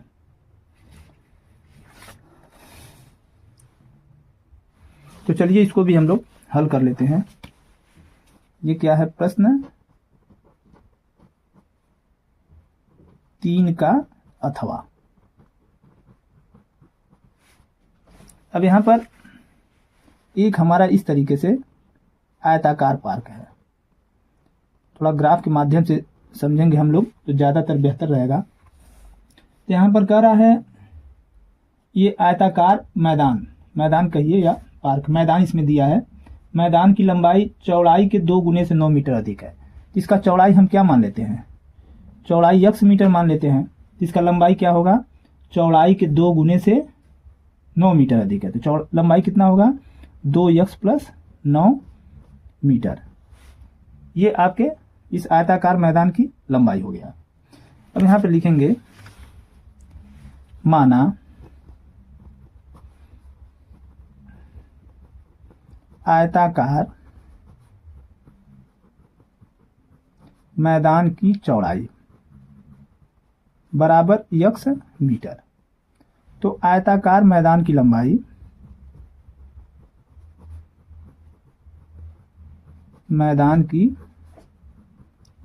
आपका क्या है 2x + 9 मीटर, क्योंकि यहां पर कहा है प्रश्न में लंबाई जो है चौड़ाई के 2 गुने से 9 मीटर अधिक है।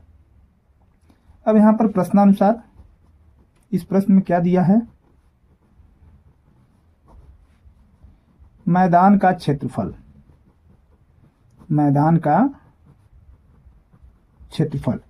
इसमें दिया है 810 वर्ग मीटर। 810 वर्ग मीटर। तो आयताकार मैदान का क्षेत्रफल का फार्मूला क्या होता है, लंबाई गुणे चौड़ाई बराबर 810। लंबाई की जगह लिखेंगे 2x + 9 और गुणे चौड़ाई की जगह क्या लिखेंगे x बराबर 810। x का गुणा करेंगे तो ये मिलेगा 2x² + 9x बराबर हो जाएगा आपका 810। अब इसे हम पाछांतर करेंगे तो यहां पर मिलेगा 2x² + 9x - 810 बराबर 0। अब ये द्विघात समीकरण के रूप में बन गया। अब इसे करना क्या है, इसका हम गुणनखंड करेंगे। यहां पर देखते हैं तीसरे पद के पहले माइनस का चिन्ह है, तो 810 का गुणा हम x² के गुणांक यानी 2 में करेंगे और उसका ऐसा गुणनखंड करेंगे जिसको घटाने पर 9 आ जाए।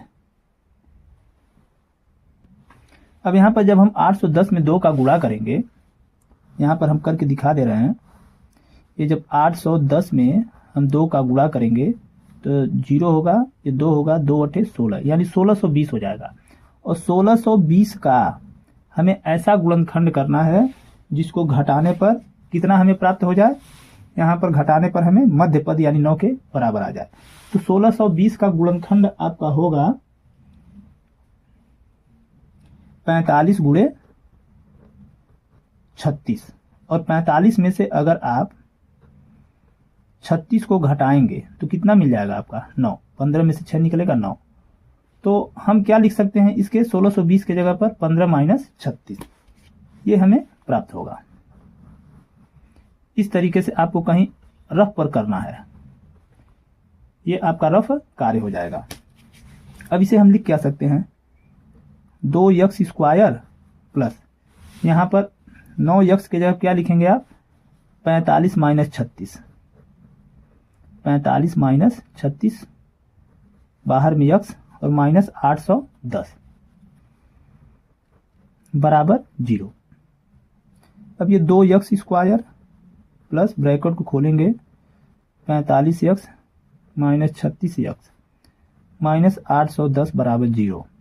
अब यहाँ पर हम x कॉमन लेंगे तो ये मिलेगा 2x माइनस 45 और यहाँ पर हम कॉमन लेंगे माइनस 18 तो यहाँ पे मिलेगा 18 दूना 36 यानी 2x और ये आपका हो जाएगा।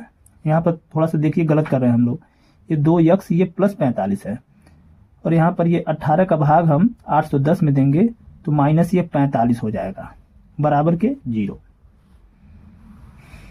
अब यहाँ पर 2x प्लस 45 एक ब्रैकेट में होगा और यहाँ पर x माइनस 18 एक ब्रैकेट में होगा बराबर 0।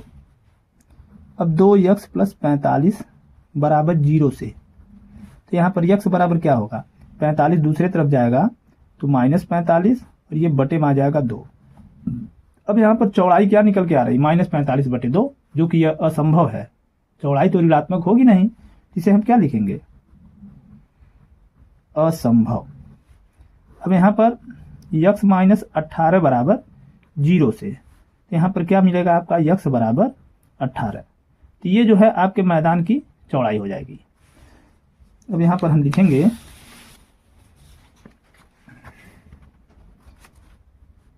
मैदान की चौड़ाई।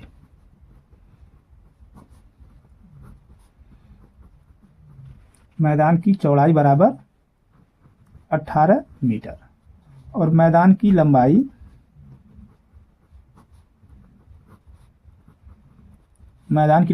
आप क्या माने हैं 2x प्लस 9, तो ये 2 गुणे x की जगह पर 18 प्लस 9 तो 18 दूना 36 आप प्लस 9, अब ये 9 6 15 यानी ये 45 मीटर। तो ये जो है आपके प्रश्न का आंसर हो जाएगा। इस प्रकार तीसरा प्रश्न भी आपका समाप्त हो गया। अब हम लोग इसके अगले प्रश्न संख्या 4 पर आते हैं। इसमें भी अथवा करके दिया है। तो इसमें दिया है एक समतल जमीन पर खड़ी मीनार की छाया उस स्थिति में 30 मीटर अधिक हो जाती है जबकि सूर्य का 49 कोण 60 अंश से घटकर 30 अंश हो जाता है। 49 कोण का मतलब उन्नयन कोण। तो मीनार की ऊंचाई हमें ज्ञात करना है और कहानी में 3 की जगह पर 1.732 का प्रयोग करना है हमें। तो सबसे पहले हमें इस प्रश्न को हल करने के लिए चित्र बनानी पड़ेगी। तो ये है आपका प्रश्न संख्या 4। तो इसमें कह रहा है एक समतल जमीन पर, ये आपका समतल जमीन है, इसी पर एक मीनार खड़ी है, एक जो है मीनार खड़ी है। तो एक समय एक बिंदु से इस मीनार के शिखर का उन्नयन कोण कितना 60 अंश था। फिर ये मीनार का छाया जो है 30 मीटर आगे की तरफ बढ़ गया। कब? जब इस मीनार यानी सूर्य का कह रहा है, तो यहाँ पर इसका उन्नयन कोण क्या हो जाता है 60 से ये 30 अंश हो जाता है। उन्नयन कोण कितना हो जाता है 60 से 30 अंश। तो हमें इस मीनार की ऊंचाई ज्ञात करना है। इसे हम बिंदु ए, बी, सी और ये बिंदु डी मान लेते हैं। तो हम मान लेते हैं कि इस मीनार की ऊंचाई क्या है h मीटर। तो जिस समय ये सूर्य का उन्नयन कोण 60 अंश था उस समय इस मीनार की छाया हम क्या मानते हैं x मीटर। और जब इसका उन्नयन कोण 30 हो गया तो मीनार की छाया 30 मीटर बढ़ गई, यानी ये क्या हो जाएगा x प्लस 30 मीटर। कहां से कहां तक? ए से लेकर के बी तक। अब हमें इस मीनार की ऊंचाई ज्ञात करना है। तो यहां पर लिखेंगे माना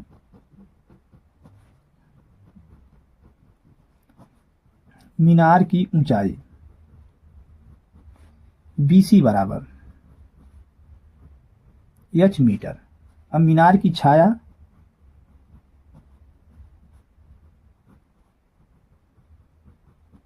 बी डी बराबर यक्स मीटर तथा ए बी बराबर यक्स प्लस 30 मीटर। अब हम सबसे पहले लिखेंगे समकोण त्रिभुज DBC में। समकोण त्रिभुज DBC में यहां पर tan 60 अंश, tan 60 अंश बराबर आपका होता है लंब बटे आधार। लंब क्या है? BC बटे आधार BD, BC बटे BD। tan 60 अंश का मान क्या होगा? कौड़ी में 3। BC के जगह लिखेंगे H बटे BD के जगह पर यक्स। यक्स का गुणा करेंगे तो कौड़ी में 3x बराबर H और यक्स बराबर H बटे कौड़ी में 3। इसे हम समीकरण 1 मान लेंगे। ये क्या हो गया? समीकरण 1। अब हम लिखते हैं समकोण त्रिभुज ABC में। ABC में tan 30 अंश बराबर लंब बटे आधार यानी BC बटे AB। tan 30 अंश का मान 1 बटे कौड़ी में 3, BC के जगह पे H अब बटे AB के जगह पर यक्स प्लस 30। अब यहां पर हम तिरछा गुणा करेंगे। ये कौड़ी में 3 का गुणा H में करेंगे तो यह मिल जाएगा कौड़ी में 3H बराबर यक्स प्लस 30 का गुणा यहां पर करेंगे तो यक्स प्लस 30 हो जाएगा। अब यक्स के जगह पर हम क्या रखेंगे? H बटे कौड़ी में 3, कौड़ी में 3H बराबर H बटे कौड़ी में 3 प्लस 30 हो गया। अब हम इसको पाछांतर कर देंगे। यहां पर H बटे कौड़ी में 3 को पाछांतर करेंगे। कौड़ी में 3H माइनस H बटे कौड़ी में 3 बराबर ये 30 मिलेगा। इसका एलसीएम लेंगे तो कौड़ी में 3 का गुणा यहाँ होगा तो ये 3H माइनस H बटे कौड़ी में 3 बराबर 30। 3H में से H को घटाएंगे तो 2H बराबर कौड़ी में 3 का गुणा 30 में करेंगे तो 30 कौड़ी में 3। अब H बराबर होगा 30 कौड़ी में 3 बटे 2, 2 से काट देंगे तो 15 बार कटेगा। यहाँ पर H बराबर मिलेगा आपको 15 कौड़ी में 3। अब H बराबर 15 गुणे कौड़ी में 3 का मान क्या रख देना है आपको? 1.732। तो यहाँ पर मिलेगा 15 का गुणा कर देंगे तो यहाँ पर आ जाएगा 25.98 मीटर। तो ये आपके मीनार की ऊंचाई प्राप्त हो गई। यही आंसर हो जाएगा। तो मीनार की ऊंचाई कितना है? 25.98 मीटर। अब यहां पर इसके अथवा वाले पर आते हैं। अथवा में देखिए बहुत ही इंपॉर्टेंट प्रश्न है। यहां पर सिद्ध कीजिए कि sine theta minus cos theta plus 1 बटे sine theta plus cos theta minus 1 बराबर हमें लाना क्या है? Sec theta plus tan theta. बहुत ही इंपॉर्टेंट प्रश्न है, तो इसको भी हम लोग हल कर लेते हैं। ये प्रश्न 4 का अथवा, प्रश्न 4 का अथवा यहां पर दिया क्या है? प्रश्न sine theta minus cos theta plus के 1 अब बटे में sine theta plus cos theta अब माइनस के 1 बराबर लाना क्या है? Sec theta plus tan theta. अब हम यहां पर लेफ्ट हैंड साइड लेकर के हल करेंगे। ये लेफ्ट हैंड साइड, तो लेफ्ट हैंड साइड है क्या आपका? Sine theta minus cos theta plus के 1 अब बटे sine theta plus cos theta minus के 1। अब हमें करना क्या है? यहां पर कास थीटा कॉमन लेंगे, ऊपर भी कॉमन लेंगे हम और नीचे भी। जब कास थीटा कॉमन लेंगे तो यहां पर मिलेगा क्या? साइन थीटा बटे कास थीटा, और यहां क्या मिल जाएगा? माइनस के 1, और यहां मिलेगा 1 अपान कास थीटा। उसी प्रकार हम नीचे भी कॉमन लेंगे, तो ये cos थीटा कॉमन लेंगे तो यहाँ मिलेगा आपका sin थीटा बटे cos थीटा, और ये प्लस का 1 और माइनस 1 अपॉन cos थीटा। अब ये cos थीटा से cos थीटा कट जाएगा, sin थीटा बटे cos थीटा को हम लिख सकते हैं tan थीटा माइनस के 1 प्लस 1 अपॉन cos थीटा को लिखेंगे sec थीटा। उसी प्रकार ये भी हो जाएगा आपका tan थीटा प्लस के 1 और इसे लिखेंगे हम माइनस sec थीटा।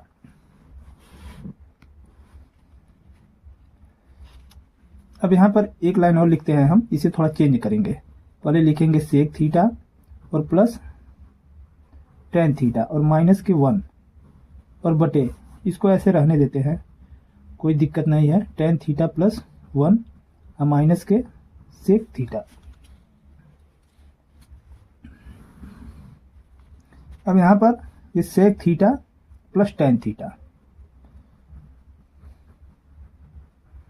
अब माइनस के 1 के जगह हम क्या लिख सकते हैं, sec स्क्वायर थीटा और माइनस tan स्क्वायर थीटा, और बटे में इसे हम लिखेंगे tan थीटा प्लस के 1 और माइनस sec थीटा, जो कि फार्मूला होता है हमारा। यहाँ पे फार्मूला है, फार्मूला को हम लिख दे रहे हैं। ये होता है sec square theta minus tan square theta बराबर 1, ये आपका फार्मूला है।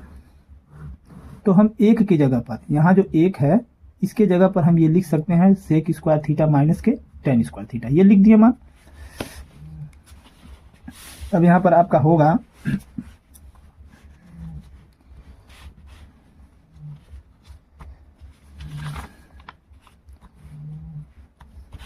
ये जो है थोड़ा सा, ये sec theta plus tan theta और ये माइनस, ये देखिए फार्मूले पर हम रखेंगे इसको sec square theta minus tan square theta को, a square minus b square बराबर, तो ये हो जाएगा sec theta plus tan theta एक ब्रैकेट में और sec थीटा माइनस के tan थीटा एक ब्रैकेट में, और पूरे के बटे में मिल जाएगा ये tan थीटा प्लस के 1 और माइनस sec थीटा। अब यहाँ पे देख रहे हैं sec theta plus tan theta, ये वाला दोनों हमारा कॉमन हो जाएगा, तो मिलेगा क्या, ये sec theta plus tan theta ये कॉमन हो गया, तो यहाँ पर इसकी जगह पर मिल जाएगा 1 और माइनस, यहाँ पर क्या मिलेगा, ये sec थीटा माइनस के tan थीटा, ये वाला बचेगा, ये तो बाहर निकल जाएगा, ये हो जाएगा tan थीटा प्लस के 1 और माइनस sec थीटा। अब यहाँ हो जाएगा आपका sec theta plus tan theta, ये जो है ब्रैकेट को खोलेंगे तो 1 माइनस sec थीटा और ये प्लस हो जाएगा tan थीटा। अब ये नीचे वाला जो है इसी के तरीके से हम लिख लेते हैं, पहले 1 लिख लेते हैं, अब माइनस ये sec थीटा और प्लस tan थीटा। अब ये दोनों जो है ये वाला और ये वाला पूरे का कट जाएगा, तो जब ये पूरा कट जाएगा तो मिलेगा हमें क्या,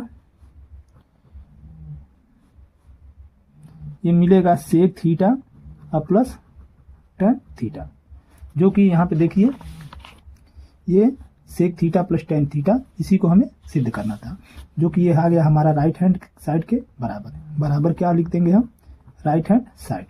बहुत ही अच्छा प्रश्न था, 6 नंबर के प्रश्न में पूछे जाते हैं ये सब। इस प्रकार चौथा प्रश्न आपका समाप्त हो गया। अब प्रश्न संख्या हम 5 पर आ जाते हैं। इसमें भी 2 प्रश्न है, अथवा करके दिया है।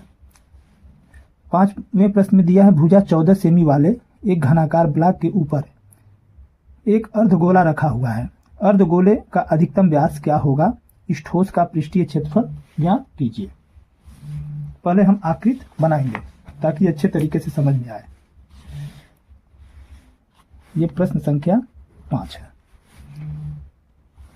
एक घनाकार ब्लॉक है इस तरीके से,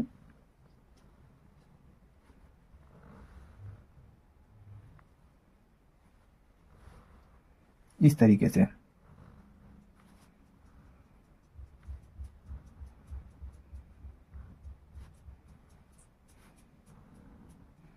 तो इसके ऊपरी फलक पर एक अर्धगोला रखा हुआ है, यहाँ इस तरीके से।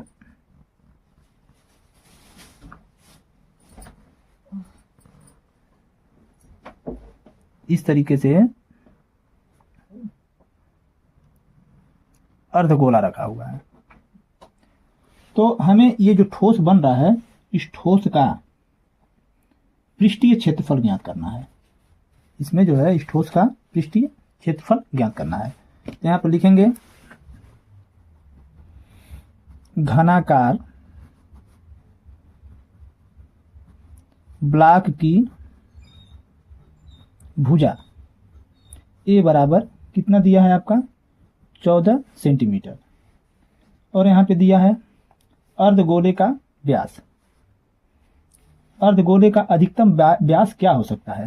तो ये जो अर्धगोले का अधिकतम व्यास जो है ये क्या होगा, जितना इस घन की भुजा की लंबाई होगी उतना ही अर्धगोले का व्यास होगा। यहां लिखेंगे अर्धगोले का अधिकतम व्यास, अधिकतम व्यास क्या कितना होगा, बराबर घन की भुजा यानी ये 14 सेमी। तो ये अर्धगोले की त्रिज्या कितना होगा, त्रिज्या r बराबर इस व्यास का आधा यानी 14/2 बराबर 7 सेमी होगा। अब हमें इस ठोस का पृष्ठीय क्षेत्रफल ज्ञात करना है। तो चूंकि घन में 6 पृष्ठ होता है, तो एक पृष्ठ पर तो ये अर्धगोला रखा हुआ है, यानी अगर इस पृष्ठ को छोड़ दिया जाए तो शेष 5 पृष्ठ बचेंगे। तो 5 पृष्ठ का क्षेत्रफल अब प्लस यहाँ पे देखिए ये सब जो कोने में बचे हुए हैं इसका क्षेत्रफल, ये कोने में बचे हुए हैं इसका क्षेत्रफल, ये 4 कोने हैं, इन चारों कोनों का क्षेत्रफल इसको भी हम जोड़ेंगे। अब प्लस ये अर्धगोले का पृष्ठीय क्षेत्रफल, सबको हम जोड़ देंगे तो इस ठोस का पृष्ठीय क्षेत्रफल हमें ज्ञात हो जाएगा। तो यहां लिखेंगे ठोस का पृष्ठीय क्षेत्रफल। तो पृष्ठीय क्षेत्रफल क्या क्या बनेगा, इस घन के 5 फलक का पृष्ठीय क्षेत्रफल यानी कितना होगा 5a² प्लस ये जो चारों कोने हैं इसका पृष्ठीय क्षेत्रफल, ये कैसे निकलेगा a² यानी एक ये जो पृष्ठ है इसका क्षेत्रफल, इसमें से हम घटा देंगे माइनस ये वृत्त का क्षेत्रफल, यानी वृत्त का क्षेत्रफल क्या होता है πr²। अब प्लस ये अर्धगोले का पृष्ठीय क्षेत्रफल, तो अर्धगोले का पृष्ठीय क्षेत्रफल फार्मूला होता है आपका 2πr²। इस तरीके से ये हमारा सूत्र बन करके तैयार हो गया। अब यहाँ पर 5 गुणे एक जगह पर 14 लिखेंगे का वर्ग प्लस एक जगह पर 14 का वर्ग माइनस पाई के जगह पर लिखेंगे 22/7, आर के जगह पर लिखेंगे 7 गुणे 7 लिखेंगे क्योंकि स्क्वायर है। अब प्लस 2 गुणे पाई के जगह पर 22/7 गुणे आर स्क्वायर के जगह पर 7 गुणे 7। अब यहाँ पर ये 7 से 7 कट जाएगा। ये 5 गुणे 14 का जब हम वर्ग करेंगे 196 प्लस 14 का वर्ग 196 माइनस 22 सत्ते 154 अब प्लस ये भी 7 से 7 कटेगा, तो ये 22 दूना 44, 44 में 7 का गुणा करेंगे तो 7 चौक 28 और 7 चौक 28 2 30, ये 308 हो जाएगा। अब यहाँ पर 5 का गुणा करेंगे 5 6 30, 5 9 45 3 48, 5 1 5 4 9 प्लस इसको घटाएंगे 6 में से 4 निकलेगा 2 और यहाँ पर 9 में से 5 निकलेगा ये 4 हो जाएगा। अब प्लस 308, अब इसको हम जोड़ देंगे तो 8 2 10 को ये 0 हो जाएगा और ये 8 4 12 और 1 13 और यहाँ पर 9 3 12 1 13, तो ये ठोस का पृष्ठीय क्षेत्रफल 1330 सेंटीमीटर स्क्वायर आएगा। अब यहाँ पर जो है इस प्रश्न में इसका आंसर दिया है 1022, जो कि ये गलत दिया है। तो यहाँ पर इसका उत्तर जो होगा 1330, ये आंसर हो जाएगा। अब इस 5वें प्रश्न के हम लास्ट पर आते हैं, जो अथवा है, इसको भी हल कर लेते हैं। वैसे तो कोई एक प्रश्न हमें हल करना था, लेकिन इसको भी हम लोग हल कर लेते हैं, जिसमें दिया है एक ठोस एक अर्धगोले पर खड़े एक शंकु के आकार का है, जिसकी त्रिज्या 2 सेंटीमीटर तथा शंकु की तिर्यक ऊंचाई 2 कड़ी 2 सेंटीमीटर है। इस ठोस का आयतन ज्ञात कीजिए। पाई का मान हमें 3.14 रखना है। तो चलिए इसको भी हम लोग कर लेते हैं। ये आपका है प्रश्न 5 का अथवा।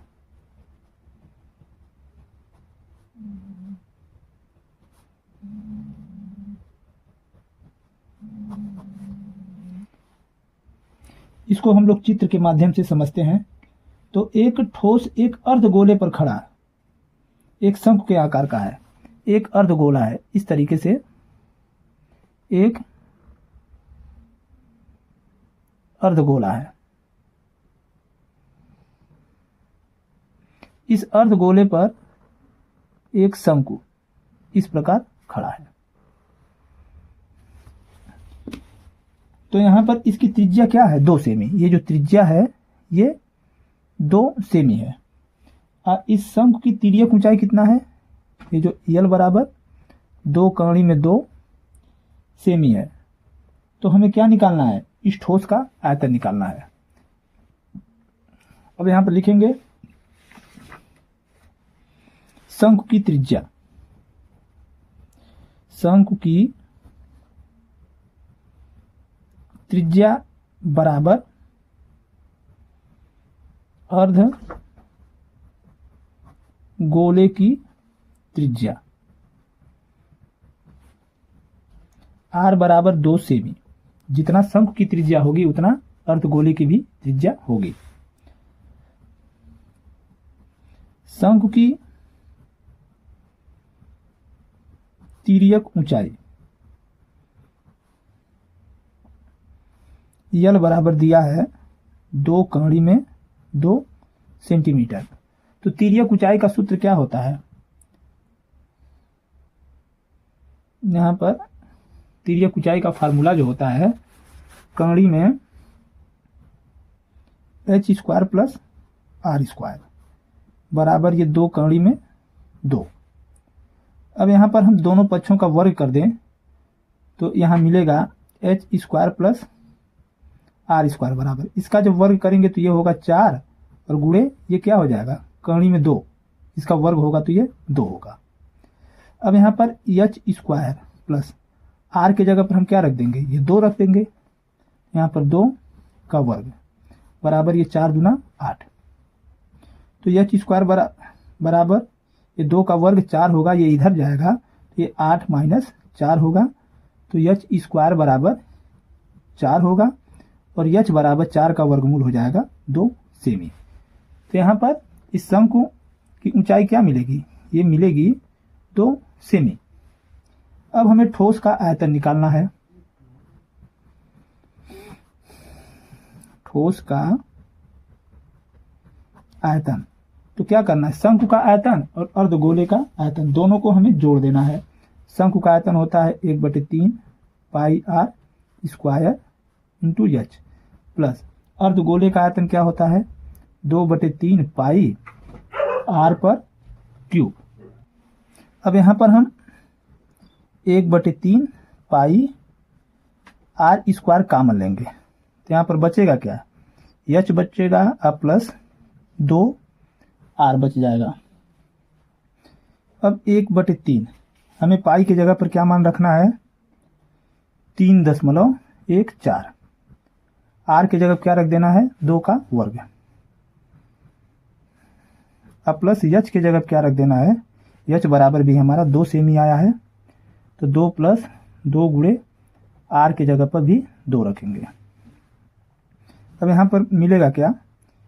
3.14/3 गुणे 2 का वर्ग 4, और ये 2 प्लस 2 दूना 4। अब हम यहाँ पर 4 का गुणा करेंगे, या तो इसे लिखेंगे इस तरीके से 3.14 बटे 3 गुणे 4, और गुणे ये 4 2 6, 3 से 6 को काटेंगे 2 बार में, और यहाँ पर गुणा कर देंगे। 4 दूना 8, 8 का गुणा 3.14 में, तो 8 चौक 32 को 2, 8 एक कम 8, 3 11, और 8 30 24, 24 से 25, यानी 25.12 सेमी पर क्यूब। तो ये इस ठोस का आयतन हो गया। तो इस प्रकार इस सेट 3 खंड ब के वर्णनात्मक प्रश्न जो है, इसके सारे प्रश्न समाप्त हो गए।